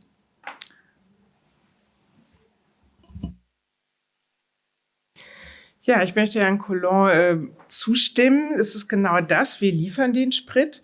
Und man muss ja sagen, die Strategie ist sehr clever und die russischen Staatsmedien agieren ja auch sehr geschickt und intelligent. Also ich beobachte das ja jetzt seit 8 Jahren und ich sehe, dass gezielt Krisen genutzt werden. Erst war es die Flüchtlingskrise, da wurden dann die rechten Parteien hofiert und die Pegida, islamkritische Bewegung. Dann hatten wir den Brexit und die EU. Dann waren die EU-Kritiker und Skeptiker in erster Front bei RT und Sputnik zu sehen. Dann die Corona-Krise. Da habe ich eine ganz starke mediale Allianz gesehen mit den Kritikern der Corona-Maßnahmen und den sogenannten Querdenkern, die also da auf die Straßen gegangen sind. Und RT und Sputnik haben da diese Narrative völlig unkritisch weiterverbreitet, dass in Deutschland eine Corona-Diktatur herrsche und Ähnliches. Jetzt haben wir den Ukraine-Krieg und da werden dann jetzt die Russischsprachigen mobilisiert. Es ist ja genau das, also Unzufriedenheit ist da, zweifelsohne, und die russischen Staatsmedien greifen das eben sehr geschickt auf und instrumentalisieren das für ihre politischen Zwecke. Und ich denke, das ist ja eben der entscheidende Punkt, dass die russischen Staatsmedien eben nicht einfach Medien sind, wie leider ja viele in Deutschland immer noch glauben, sondern dass diese politische Agenda dahinter steht. Und das Ziel in Deutschland ist eben ganz klar, die Demokratie anzugreifen, das System als dysfunktional darzustellen. Es gibt dann massenhaft Berichte davon, dass die Behörden überfordert sind, die Regierung wird der Lage nicht Herr, die Menschen sind bedrängt und bedroht, das System kollabiert. Ja, dann kommen dann ja da immer diese Experten, also die nützlichen Idioten zu Wort, die eben genau dasselbe Ziel haben, wie AfD und Linke eben auch, unsere Demokratie anzugreifen. Da sehe ich diese Allianz. Und gut, und wie kann man darauf reagieren? Ich denke, das muss natürlich differenziert erfolgen. Also wir haben ja im Prinzip im Moment 2 Einschränkungen. Einerseits die Sanktionen. Die sind ja nun zeitlich begrenzt für die Dauer des Ukraine-Krieges. Und ich denke, die sollten durchgesetzt werden, weil ich denke, es ist auch eine Frage der politischen Glaubwürdigkeit Deutschlands. Deutschland ist ja nun aktuell sowieso, sagen wir mal, gegenüber den westlichen Partnern in einer Lage, wo viele Punkte kritisiert werden, insbesondere auch die Waffenlieferung an die Ukraine, wo Deutschland nicht mehr als zuverlässiger Partner erscheint. Also ich denke, es wäre wichtig, dass da unsere Regierung entschiedener vorgeht. Und ich denke, das ist eben eine Frage des politischen Willens. Und ja, und ich muss sagen, ich beobachte das seit 8 Jahren. Bislang kann ich nicht sehen, dass genug politischer Wille da ist. Also allein der Verfassungsschutz hat die Öffentlichkeit gewarnt. Das war zu Beginn der Corona-Krise, als RT eben behauptete, die Epidemie gibt es überhaupt nicht und Maßnahmen wie Händewaschen sind sinnlos. Also der Verfassungsschutz hat gewarnt. Mittlerweile ist auch das Innenministerium auch auf diese Linie eingeschwenkt. Aber ich habe nie öffentliche Äußerungen gehört von der ehemaligen Kanzlerin Merkel oder jetzt von Kanzler Scholz, wie es mal ihr Präsident Macron nun zur Präsidentschaftswahl, habe ich es gehört, deutlich gesagt hat, RT und Sputnik sind Werkzeuge der Propaganda. Solche Äußerungen habe ich von unseren führenden Politikern leider nicht vernommen. Und das Problem ist einfach, dass auch dass das gesellschaftliche Bewusstsein nicht dermaßen entwickelt ist. Also gerade im Vergleich zu den USA oder Großbritannien, wo es eben große gesellschaftliche Diskussionen gab über die Einmischung in das Brexit-Referendum oder in die USA-Wahlen. In Deutschland fehlte diese Debatte weitestgehend. Also ich kann mich auch an die Bundestagswahl 2017 erinnern. Da habe ich in einem Monitoring-Projekt mit der London School of Economics an der Beobachtung der Wahlen teilgenommen mit Anne Applebaum und Peter Pomerantsev, die ja nur auch international als Experten für Desinformation bekannt sind. Wir haben also diesen Bericht vorgelegt, dass die russischen Staatsmedien, vor allem RT und SNA, die AfD und die Linken unterstützt und gepusht haben und auf der anderen Seite eine Kampagne gegen Kanzlerin Merkel, also mit vielen unsachlichen Vorwürfen durchgeführt haben. Die öffentliche Reaktion in Deutschland war null und dann kam ein paar Tage später, nein, wir können keine ernsthafte Beeinflussung der Bundestagswahl feststellen. Wo ich mich dann gefragt habe, ja, also entweder hat keiner diesen Bericht gelesen oder es wollte ihn auch keiner wahrnehmen. Also ich denke, das ist immer noch ein großes Problem, dass es nicht genügend politischen Willen gibt und auch zu wenig gesellschaftliches Bewusstsein, weil eben viele immer noch meinen, na ja, das sind ja eben Medien wie alle anderen auch und die sollten nun ein Recht auf Existenz haben. Aber das ist eben ein falsches Verständnis von Pressefreiheit, denke ich, weil gerade jetzt zur Zeit des Ukraine-Krieges, es geht ja um eine öffentliche Billigung eines Angriffskrieges. Und das ist auch bei uns in Deutschland im Strafgesetzbuch, Paragraph 140, verboten. Deshalb wurde ja zum Beispiel dieses Symbol Z für den Ukraine-Krieg, das wurde ja in einigen Bundesländern auch verboten. Also insofern ist die Propagierung eines Angriffskrieges in Deutschland verboten. Und dann frage ich mich, ja, warum werden dann die Sanktionen nur teilweise umgesetzt? Ja, ich denke, da fehlt der politische Wille. Ich habe dann auch Äußerungen vom Innenministerium gelesen, wo es heißt, na ja, das ist ja nur zeitlich begrenzt und betrifft ja nicht die Journalisten.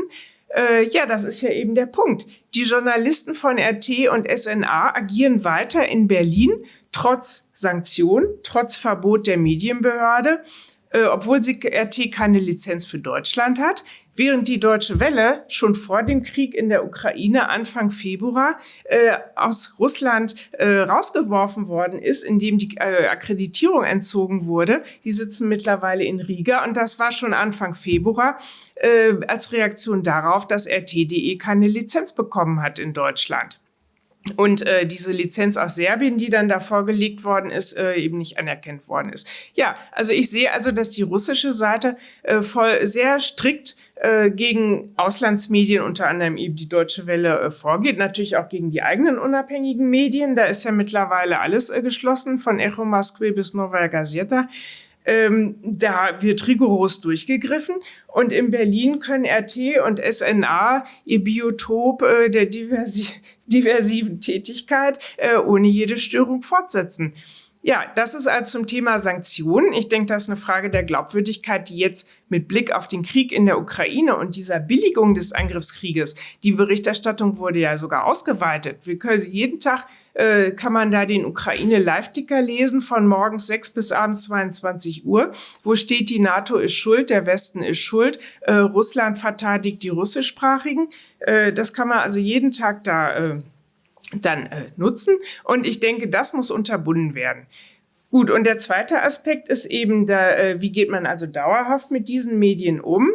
Da ist ja nun zum einen das Problem, dass das TV-Programm keine Lizenz bekommen kann in Deutschland, weil wir haben das Gebot der Staatsferne. Also gesetzlich ist es nicht möglich, dass ein komplett finanzierter Auslandssender eine Lizenz in Deutschland bekommen kann für den TV-Betrieb. Deshalb ist es ja auch nicht möglich und deshalb hat RT ja dann versucht, erst in Luxemburg eine zu beantragen, ohne Erfolg. Dann sind sie dann nach Serbien gegangen, mit mehr Erfolg. Aber hier sehen wir ja auch, dass die Verantwortlichen von RT und SNA sich ja auch überhaupt nicht um unsere Gesetze scheren. Das interessiert überhaupt nicht, weil einfach weiter agiert wird. Und ich denke, wir machen uns da auch schon ein bisschen lächerlich, wenn wir da überhaupt nicht drauf reagieren. Also wie gesagt, für das TV-Programm gibt es keine Lizenz. Insofern denke ich, ist es eigentlich ohne Diskussion, dass das in Deutschland nicht laufen kann. So, und dann der dritte Punkt sind die Webseiten. Die sind ja nun seit 2014 aktiv in Deutschland und verbreiten ungehindert Desinformation. Ich habe es ja nun in all meinen Studien zu diversen Themen dokumentiert, auch wiederum ohne, dass irgendwer eingreifen würde. Und nun arbeite ich aktuell in einem Projekt mit dem Berliner Zentrum Liberale Moderne zu diesen alternativen Medien und sehe, dass die Berliner Medienbehörde bei diesen alternativen Medien und Verschwörungsplattformen also durchaus eingegriffen hat. Und zwar geht es da um die Einhaltung der journalistischen Sorgfaltspflicht.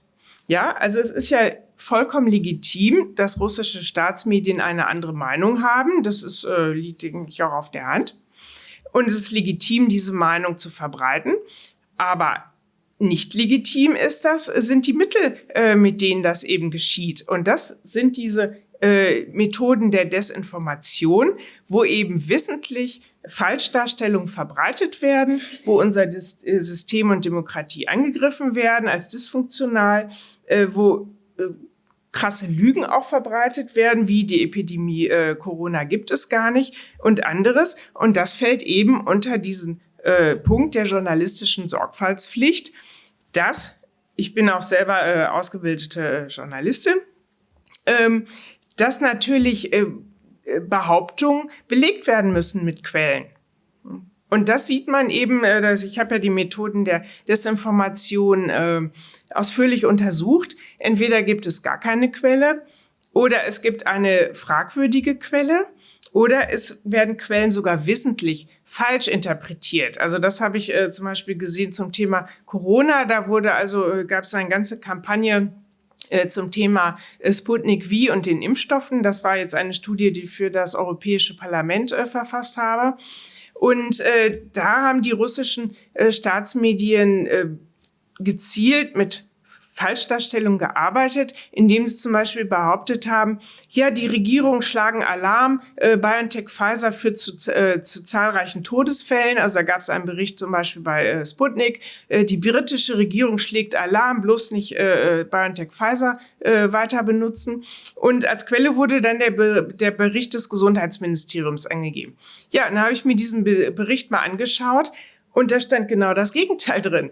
Die Regierung empfiehlt sämtlichen den Bürgern Großbritanniens sämtliche zugelassenen Impfstoffe zu nutzen, unter anderem auch BioNTech Pfizer. Und da wurde ausdrücklich gesagt, ja, es gibt Todesfälle, aber der Zusammenhang mit der Impfung ist überhaupt nicht nachgewiesen. Also das ist zum Beispiel so ein Fall, wo dann Quellen wissentlich falsch interpretiert werden. Und das fällt alles unter diese journalistische Sorgfaltspflicht, die da nicht gegeben ist, wo eben ohne dass irgendwer einschreiten würde. Und ich frage mich, warum eigentlich bei den deutschen Verschwörungsportalen die Medienbehörde kontrolliert und bei RT und Sputnik nicht. Das ist eine große Frage, für die ich bislang auch keine Antwort bekommen habe. Ich denke, da wäre es eben wichtig, dass da die journalistische Sorgfaltspflicht, die journalistischen Standards eingehalten werden müssen. Und ich denke, natürlich, man kann RT und SNA, sollte man dann nochmal die Chance geben, sich daran zu halten. Aber dann die Inhalte kontrollieren. Und wenn dann weiterhin bewusst, wie bisher, mit Falschdarstellungen gearbeitet wird und bewusst auch Personen diffamiert werden. Ich habe das in dieser Studie zum Beispiel dokumentiert auch im letzten Jahr zu der Kandidatin der Grünen, Annalena Baerbock. Die war also letztes Jahr die Nummer 1, also bei den Negativkandidaten. Es war eine wahre, erst war es davor war es Kanzlerin Merkel, im letzten Jahr Frau Baerbock. Und da sieht man auch, dass die Argumente dann wieder die gleichen sind. Also beiden wurde nationalsozialistisches Gedankengut unterstellt. Bei Frau Merkel hieß es damals, sie wolle die Ukraine schlucken.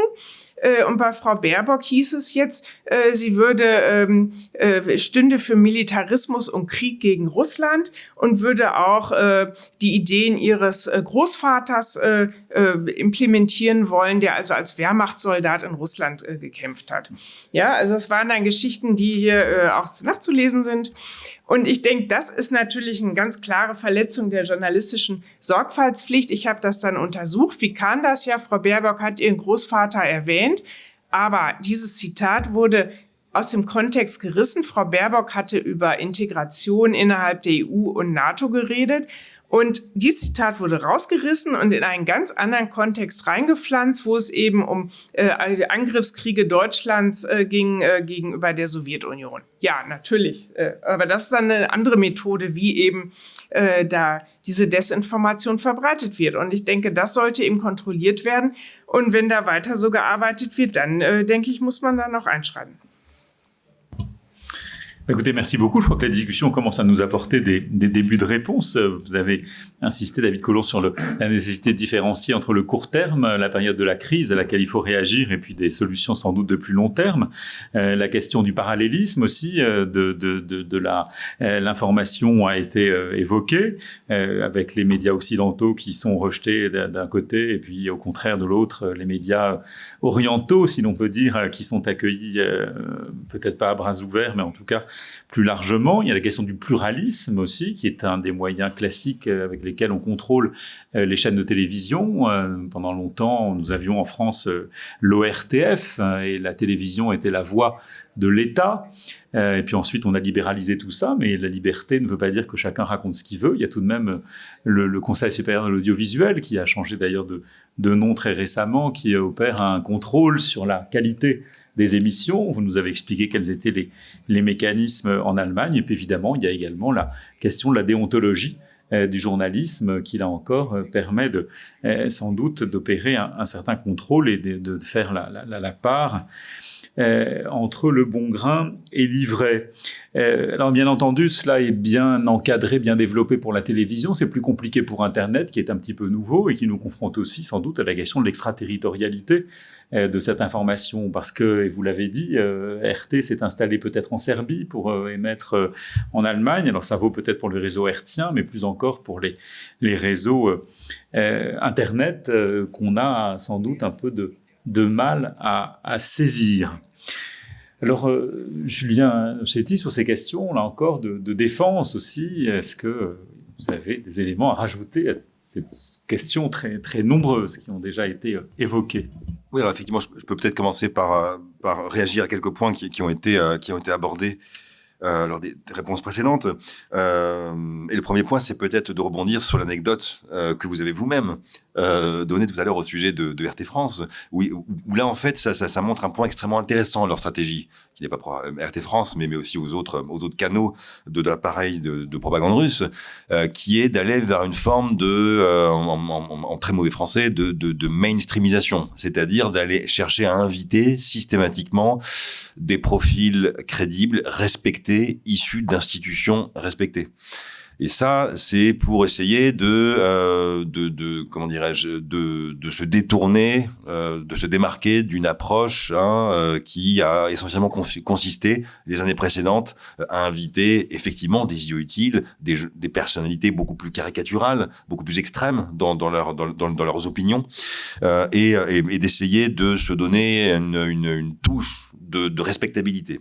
Et ça, c'est une dimension qui a peut-être aussi été pas très bien perçu au départ quand notamment RT a cherché à s'implanter en France et en Allemagne. Donc là, le caractère européen était très très important dans cette stratégie. Et en France, ça n'a pas véritablement bien fonctionné malgré le caractère très très insistant de cette chaîne vis-à-vis de l'expertise nationale. Alors là aussi un point qui avait été abordé au sujet finalement du rôle des grandes plateformes, parce qu'en fait on en revient très souvent à cette piste et à cet enjeu de comment comment inclure les GAFAM, pour faire court, les big tech dans l'équation et essayer de les contraindre par la régulation, par des activités de modération là aussi beaucoup plus sérieuses, en partenariat avec aussi d'autres types d'acteurs. Mais effectivement, là, on s'est heurté principalement à une série de murs, malgré quelques petites réussites, mais qui au fond sont toujours diluées dans le modèle économique de ces plateformes qui restent fondées sur la publicité ciblée pour la plupart d'entre elles. Et tant que cette problématique n'aura pas été, j'essaie de trouver le bon verbe,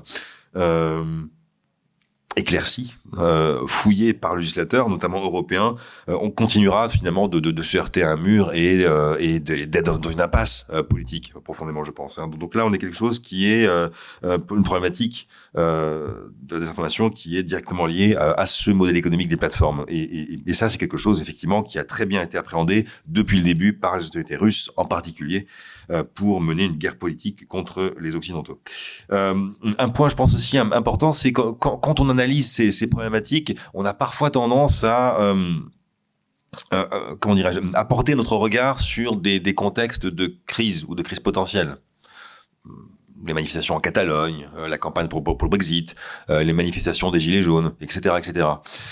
Or, si on veut, je pense, analyser, modéliser aussi ce risque et puis les éventuels succès de ces entreprises de désinformation et de propagande de la part de la Russie, je pense qu'il faut se concentrer sur un temps beaucoup plus long et pas seulement lié au contexte de crise. Donc, c'est important de voir aussi ce qui peut s'effectuer sur une temporalité beaucoup plus longue. Et ça aussi étant soumis aussi à des contextes politiques en Europe très pris par le court-termisme, on a parfois tendance là aussi à occulter cette temporalité aussi, cette nécessaire prise de recul et analyse sur un temps plus long. Alors je rejoins aussi tout à fait les propos qui ont été développés sur la problématique aussi centrale de la défiance des élites. Et pour ne pas répéter ça, je prendrai le propos un peu différemment, c'est-à-dire que comme dans le domaine cyber par ailleurs, que j'analyse aussi dans mes travaux, il peut y avoir à certains moments une sorte de halo, d'effet de halo autour d'une Russie surpuissante, omnisciente, omnipotente. Voilà. Et là, en l'occurrence, dans le champ informationnel, ça se traduirait par la main de Moscou. Serait derrière toute initiative de désinformation, de propagande. Et là, c'est quelque chose qui est aussi risqué parce que ça peut nous conduire, enfin, c'est une forme de biais qui peut nous conduire à là aussi, ne pas traiter à la source les problèmes fondamentaux de nos démocraties. Donc, à savoir, effectivement, c'est cette fameuse défiance des élites, des problématiques socio-économiques, là aussi, qui se sont renforcées à la faveur de la dernière décennie, et qui n'iront pas forcément en s'améliorant avec le contexte actuel, bien sûr. Donc là, on a quand même, je pense, affaire à quelque chose qui est tout à fait majeur. Et quand j'ai fait ce parallèle immédiat avec le cyber, qui est intéressant, je pense, parce que dans les 3-4 derniers mois, finalement, depuis février 2022, on a tous fait le constat d'une relative timidité des opérations cyber de la part de la Russie, et ce qui n'a pas non plus forcément calmé les esprits au début, avec finalement cette espèce de mythe forgé par Moscou lui-même depuis des années d'une Russie qui serait à même de paralyser tout type de scrutin aux quatre coins du monde et à même aussi d'aller comment dirais-je pirater tout type d'infrastructure critique là aussi dans les pays occidentaux. Donc il faut faire attention, je pense, à cette forme de halo qui peut nous décentrer un petit peu, je pense, d'une partie de l'équation et du problème. Non pas pour dire que ce problème russe c'est affadi, loin de là. Je ne dirais jamais ça, bien sûr, mais que quand on ne traite pas à la source les problèmes de nos vies démocratiques, on aura, je pense, toujours un temps de retard par rapport à la prise en compte de ces facteurs. Et puis un dernier point peut-être, c'est sur là aussi les différents objectifs de cette politique informationnelle russe. On a évoqué évidemment le fait d'aller créer des réalités alternatives, d'aller instiller le doute, mais il s'agit aussi peut-être plus prosaïquement d'aller capter l'attention finalement. Et c'est là où c'est quelque chose de très insidieux, de très pervers, parce que cette captation d'attention, vous la retrouvez dans des contextes autoritaires. C'est le cas dans mon propos, mais aussi dans des contextes démocratiques. Hein. Et là encore une fois, j'en reviens à sa fameuse grande plateforme, dont l'objectif est quand même de capter notre attention. Hein. Quand vous êtes sur TikTok, Facebook, YouTube et consorts, l'objectif de cette plateforme est non seulement évidemment d'extraire vos données personnelles, hein, de les exploiter, les raffiner, etc., mais aussi d'aller capter votre attention. Bon, et c'est là où la chose numérique est devenue profondément politique. Si tant est qu'on avait un doute ces dernières années. Donc, je me limiterai peut-être ici, sauf si une dimension précise doit être approfondie. Mais... Merci beaucoup de cet éclairage complémentaire. Je crois qu'il est temps, parce que le temps passe, de donner la parole aussi à la salle. Alors, éventuellement sur Internet, mais d'abord dans la salle et parmi ceux qui se sont rassemblés ce soir parce qu'ils ont un intérêt particulier pour la question de la guerre informationnelle et de ces flux dans lesquels nous nous trouvons et le meilleur moyen de savoir s'en débrouiller. Monsieur ? Oui, bonjour. J'aurais deux questions. La première, c'est est-ce que vous avez l'impression qu'avec le durcissement de l'Union européenne et de certains pays occidentaux, la Russie a tendance à transférer ses moyens de désinformation vers les pays du Sud, et notamment l'Afrique, et à plus miser dessus ? Et la deuxième question, c'est est-ce qu'il y a une stratégie russe pour désinformer son premier ennemi, qui reste quand même l'Ukraine ? Je me rappelle d'une vidéo du 26 février dans laquelle Poutine appelait l'armée ukrainienne à renverser ce qu'il appelait des nazis en disant qu'il pourrait accepter de discuter avec l'armée, mais pas avec le gouvernement civil. Et je voudrais savoir si oui ou non il y aurait des cas avérés de tentatives de désinformation, de division de la population ukrainienne ou dans l'État ukrainien par les moyens de communication russes et de propagande.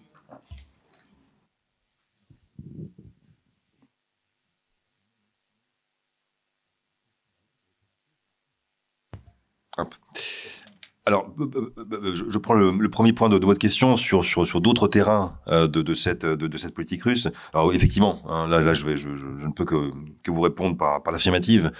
Et ça c'est quelque chose qui a été déjà manifeste depuis quelques années. Hein, c'est cette façon de jouer sur d'autres terrains, j'allais dire théâtre, pour leur donner une dimension militaire, hein, ce qui est à mon avis tout à fait réel dans la pensée russe, d'aller considérer certains États africains en particulier comme étant des espaces intermédiaires pour ensuite, par ricochet, aller cibler les diasporas de ces pays, notamment en France. Là, je parle pour, du coup, le pays, évidemment.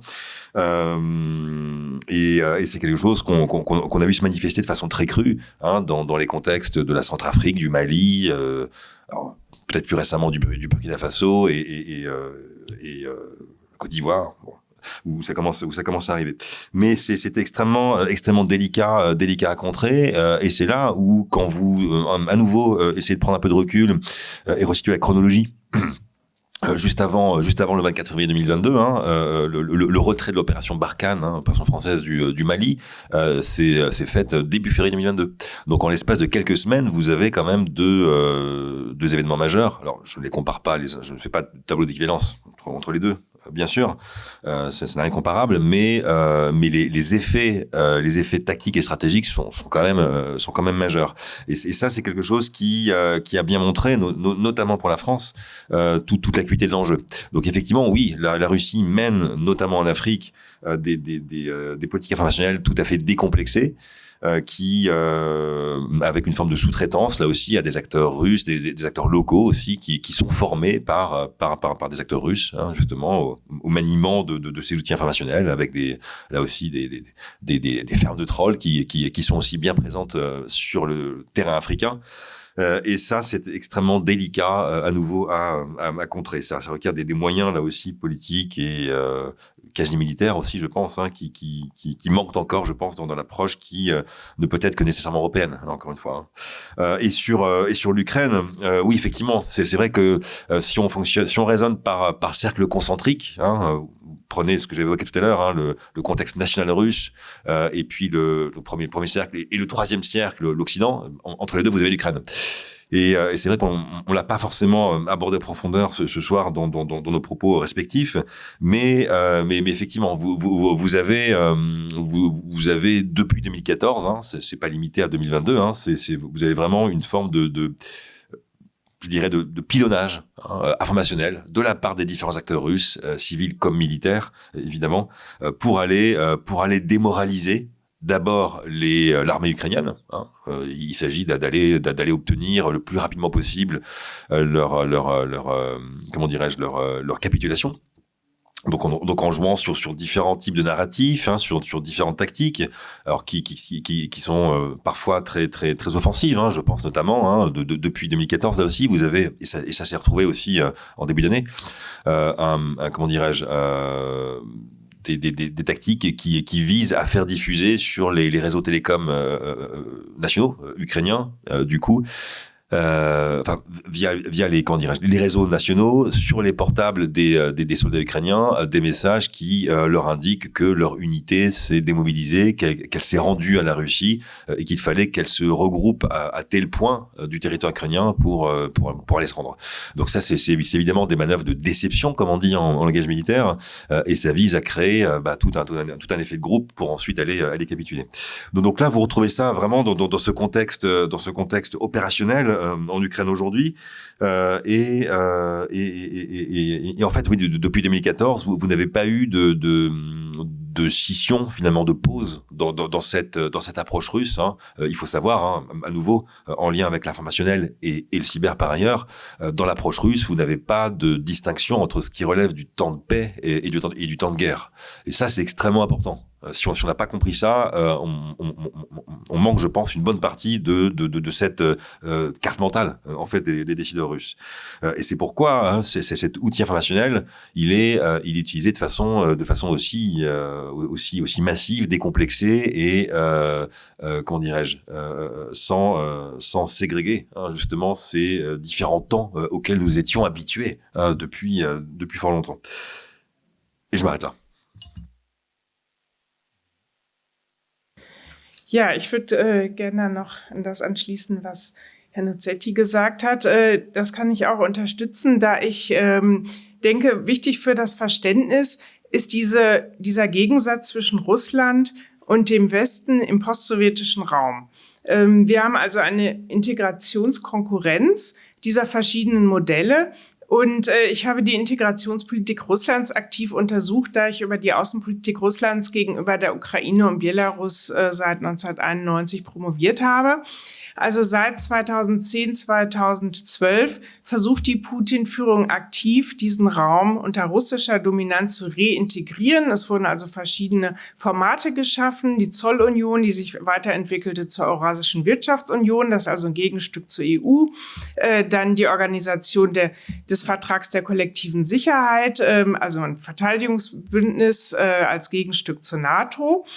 Und und diese Politik war eigentlich unterschiedlich erfolgreich, da die außenpolitischen Instrumente eigentlich vor allem so eine Mischung aus Druck und Zugeständnissen waren. Also politische Loyalität hat man dann eben durch Subventionen gerade im Energiesektor dann belohnt, also günstiges Gas und Öl vor allem oder auch Zugang zum russischen Binnenmarkt ohne Zölle, also sozusagen Handelsvorteile geschaffen.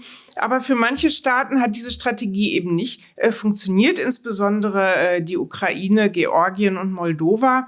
Und auch die Ukraine hat selbst unter Präsident Janukowitsch, der ja nun als pro-russisch galt, war die Ukraine auch nicht bereit, dieser Eurasischen Wirtschaftsunion beizutreten. Und dieser Prozess kulminierte ja dann in Maidan, als eben dieses Integrationsprojekt, das Assoziierungsabkommen mit der EU, Zusammenstoß mit dem Integrationsvorhaben Putins. Und wir kennen die weitere Entwicklung der Ereignisse. Aber diese Integrationskonkurrenz Konkurrenz ist eben gegeben. Und Russland hat das Problem, dass es diesen Staaten eigentlich kein attraktives Integrationsmodell bieten kann. Ja, also die EU steht für Wohlstand, für Demokratie, für Freizügigkeit. Und Russland steht für Autoritarismus. Unter dem Männlichen traditionelle Werte wird eigentlich Chauvinismus verbreitet gegenüber Minderheiten. Also Russland ist für diese Staaten oder für Großteil der Bevölkerung der Ukraine und Moldova und Georgiens eben nicht attraktiv. Und die Reaktion auf dieses Scheitern der Integrationspolitik sehen wir jetzt eben in diesen Kriegen. Es ist also Gewalt und diese ganze hybride Kriegsführung, die ja eben aus verschiedenen Elementen besteht. Das ist der Informationskrieg ist ja nicht alleine. Also es ist dann noch Spionage, Cyberattacken, militärische Eingriffe.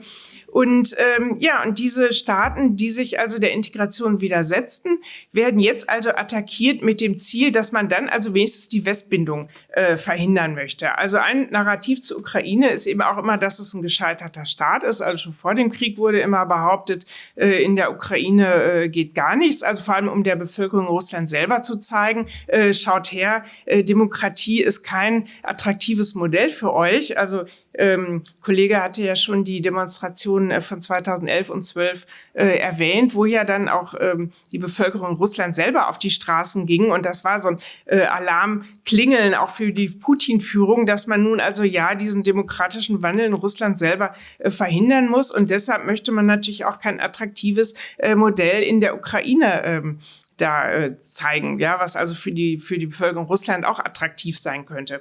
Deshalb stehen diese Staaten im Fokus und natürlich werden da Falschmeldungen auch in diesen Staaten verbreitet. Also ich habe heute noch aktuell gelesen, eine Fake-Meldung in der Stadt Charkow.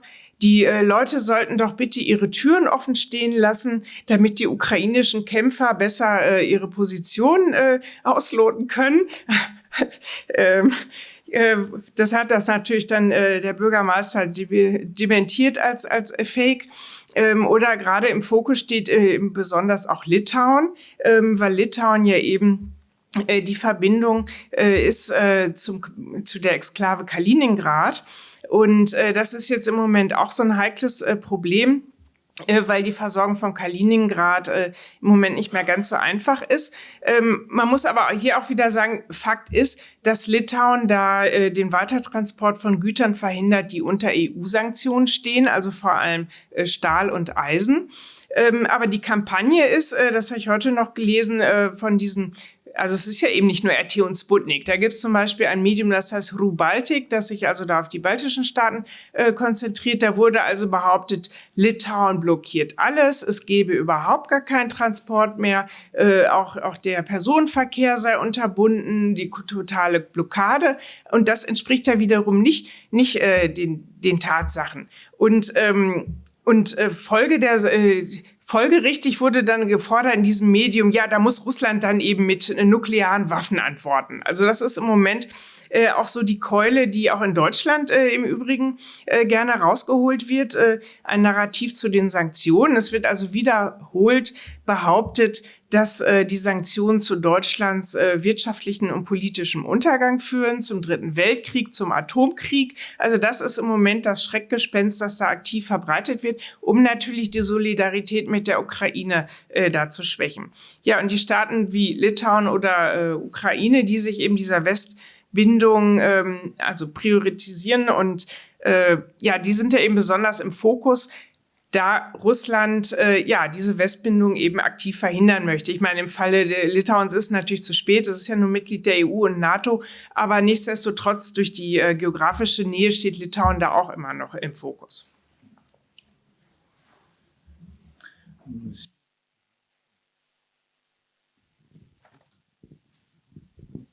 Oui, c'est une question pour Madame Spahn. Je permets de la poser en français. Alors, à supposer que les Allemands veuillent cesser d'agir, excusez-moi, là, je reprends ce qui a été dit, entre guillemets, comme des idiots utiles, en se laissant abuser en Allemagne même par les médias russes, quels seraient les moyens pour que les Allemands puissent se ressaisir? Est-ce que c'est le fédéral? Est-ce que ce sera les Länder? Est-ce que ce sera les médias eux-mêmes qui pourraient fermer la vis, quoi? pour empêcher les Russia Today, etc., d'abuser de la crédulité, donc, pas de tous les Allemands, bien sûr, mais de certains d'entre eux. Alors, s'il y a d'autres questions, on va peut-être les prendre aussi en même temps, parce que le temps passe. Est-ce qu'il y a d'autres...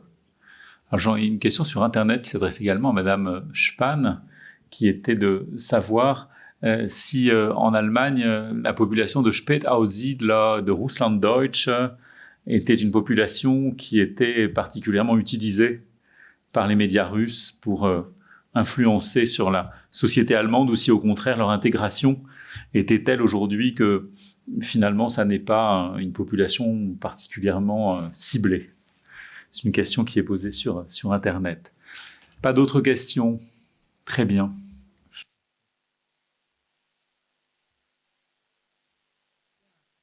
Vielen Dank für die Fragen. Beginnen wir mit den nützlichen Idioten im lehnischen Sinne. Also es sind natürlich nicht alle Deutsche, sondern eben bestimmte Kreise und hier vor allem Politiker der AfD und der Linken. Das sind Politiker auf regionaler Ebene, auch Mitglieder des Bundestages. Auch die Parteivorsitzenden der AfD fahren regelmäßig nach Moskau zu Konsultationen. Es gibt strategische Gespräche in der Botschaft in Berlin. Also diese Kooperation ist spätestens seit 2014 sehr eng. Und vor allem wird auch eben diese russische Agenda unterstützt. Also der Ehrenvorsitzende Gauland sagt zum Beispiel schon damals zur Annexion der Krim, Putin würde ja nur die russische Erde einsammeln, wie seinerzeit Katharina die Große. Also sie haben schon immer viel Verständnis da gezeigt. Und ich denke, es ist ja auch noch ein bisschen eine Gratwanderung, ob man das nun rhetorisch unterstützt oder auch noch praktisch. Das interessant zu sehen, dass diese Abgeordneten sowohl vom Bundestag als auch von Regionalparlamenten regelmäßig in den Donbass fahren, auf die Krim, nach Russland, um hier als Wahlbeobachter zu fungieren und diesen international nicht anerkannten Wahlen, insbesondere in den besetzten Gebieten der Ukraine oder auch in Georgien, eben das Attestat auszustellen, dass sie frei und fair sind.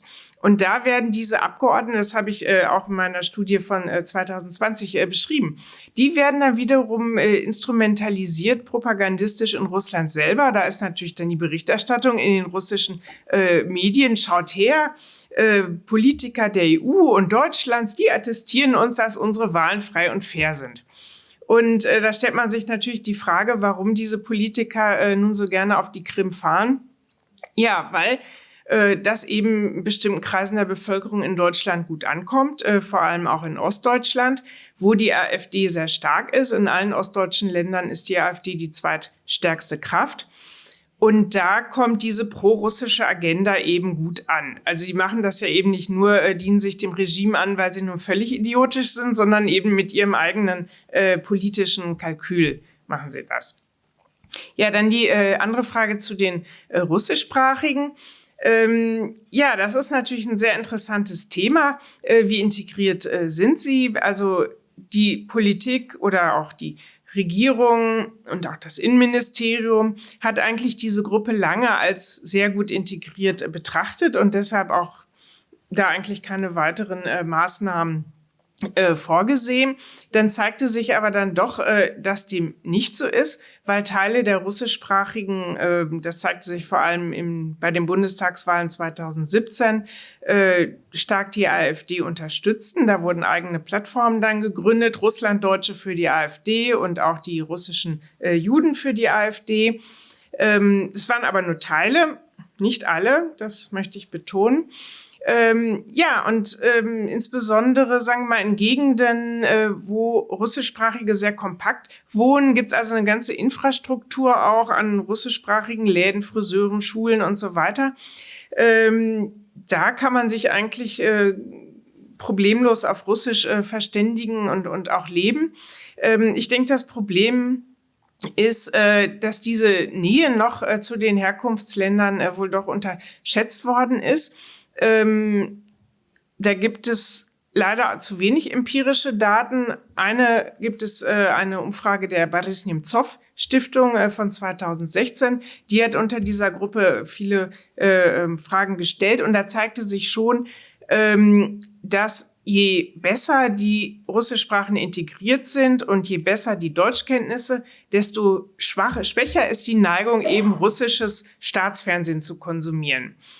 Und das ist eben das Problem, dass Teile der russischsprachigen nach wie vor, also jetzt nicht RT und SNA, sondern eben diese Inlandskanäle, Первый Kanal, Россия und so weiter, können Sie über Satellit, Kabel oder auch, es gibt so einen Internetanbieter, Kartina TV. Und die können also diese ganzen Sender konsumieren. Und da gab es jetzt eine Umfrage des Sachverständigenrats für Integration, woraus hervorging, dass etwa ein Viertel der Russischsprachigen diesen Medien vertraut. Also ein Viertel. Und ich denke, das Problem ist, dass diese Gruppe teilweise eben dann doch nicht so integriert ist, wie die Politik das gerne hätte. Da gibt es eben verschiedene Probleme auch, zum Beispiel, dass eben viele das Problem hatten, dass ihre Bildungsabschlüsse nicht anerkannt worden sind in Deutschland. Also hochqualifizierte Leute müssen dann jetzt als Hausmeister zum Beispiel arbeiten. Ja, also es ist dann eher so eine frustrierte Gruppe. Oder auch das Problem einfach, dass in Deutschland auch zu wenig Wissen war in der Mehrheitsgesellschaft über diese Russischsprachigen. Also die meisten sind ja von ihnen Russlanddeutsche, die also in der Sowjetunion diskriminiert worden sind, weil sie Deutsche waren. Also Stalin hat sie ja kompakt deportiert von ihren Siedlungsgebieten an der Wolga und der Ukraine nach Sibirien und Kasachstan. Da sind sie dann in der Steppe ausgesetzt worden und mussten dann da harte Arbeit leisten. Viele sind gestorben. Also sie hatten viele Nachteile dadurch, dass sie da Deutsche waren. Viele haben ihre Identität auch dann geleugnet und viele konnten auch nicht mehr Deutsch sprechen, weil es dann schlicht verboten war. Ja, und dann kommen diese Leute nach Deutschland und haben da oft das Problem, dass sie da von den Leuten als Russen tituliert werden, ja, obwohl sie eigentlich Deutsche sind. Und das ist dann nochmal so ein Effekt der zweifachen Diskriminierung, ja. Also dann sind sie nun in Deutschland, weil sie da meinen, dass sie dann jetzt als Deutsche unter Deutschen leben, aber werden dann als Russen tituliert. Und ich denke, das hat dann eben auch zu Frust bei manchen Teilen dieser Community geführt, dass sie sich eben da auch nicht ernst genommen fühlen, wenn sie eben einfach als Russen tituliert werden, ja. Und also insofern denke ich, ist die Integration der Russischsprachigen teilweise sehr gut, also insbesondere Jüngere, die auch in die Schule gegangen sind in Deutschland, die kann man eigentlich kaum noch unterscheiden. Aber bei manchen Kreisen ist sie eben dann doch nicht so gut. Und da ist eben der Hang doch noch sehr, da diese russischen TV-Sender einzuschalten. Und diese Gruppe unterstützt dann eben auch die russischen Narrative. Und wie wir sehen mit diesen Autokorsos, dass diese Leute auch leicht zu mobilisieren sind durch die russischen Staatsmedien, insbesondere mit diesem Thema Diskriminierung. Ja, also da gab es dann Demonstrationen, da sind die auf die Straße gegangen, ja, mein Kind wird gehauen, weil es Russisch spricht. Und also da sind dann die Emotionen hochgekocht. Also man schätzt etwa 10.000 Leute in verschiedenen Städten sind da auf die Straße gegangen. Und die Assoziation der Russischsprachigen fürchten schon so einen zweiten Verlieser. Also das war dieser Fall 2016 mit dem Mädchen, das angeblich von Migranten entführt und vergewaltigt worden sein soll. Das war eine Geschichte, die auch von den russischen Medien hochgepusht worden ist, aber sich als Fake rausgestellt hat. Also die fürchten schon, dass sich das jetzt wiederholen kann. Ich hatte ja vorhin auch dieses Fake-Video erwähnt, da mit dem russischen Jungen, der angeblich ermordet worden sei von ukrainischen Flüchtlingen. Also die Gefahr ist schon da, dass Russland durch seine Staatsmedien und auch diese ganzen anderen Kanäle, wie auch diese Twitter-Accounts von den Botschaften, was ja hier erwähnt worden ist, das also hochpusht und diese Probleme eben für ihre politischen Ziele nutzt. Das, denke ich, ist die Gefahr.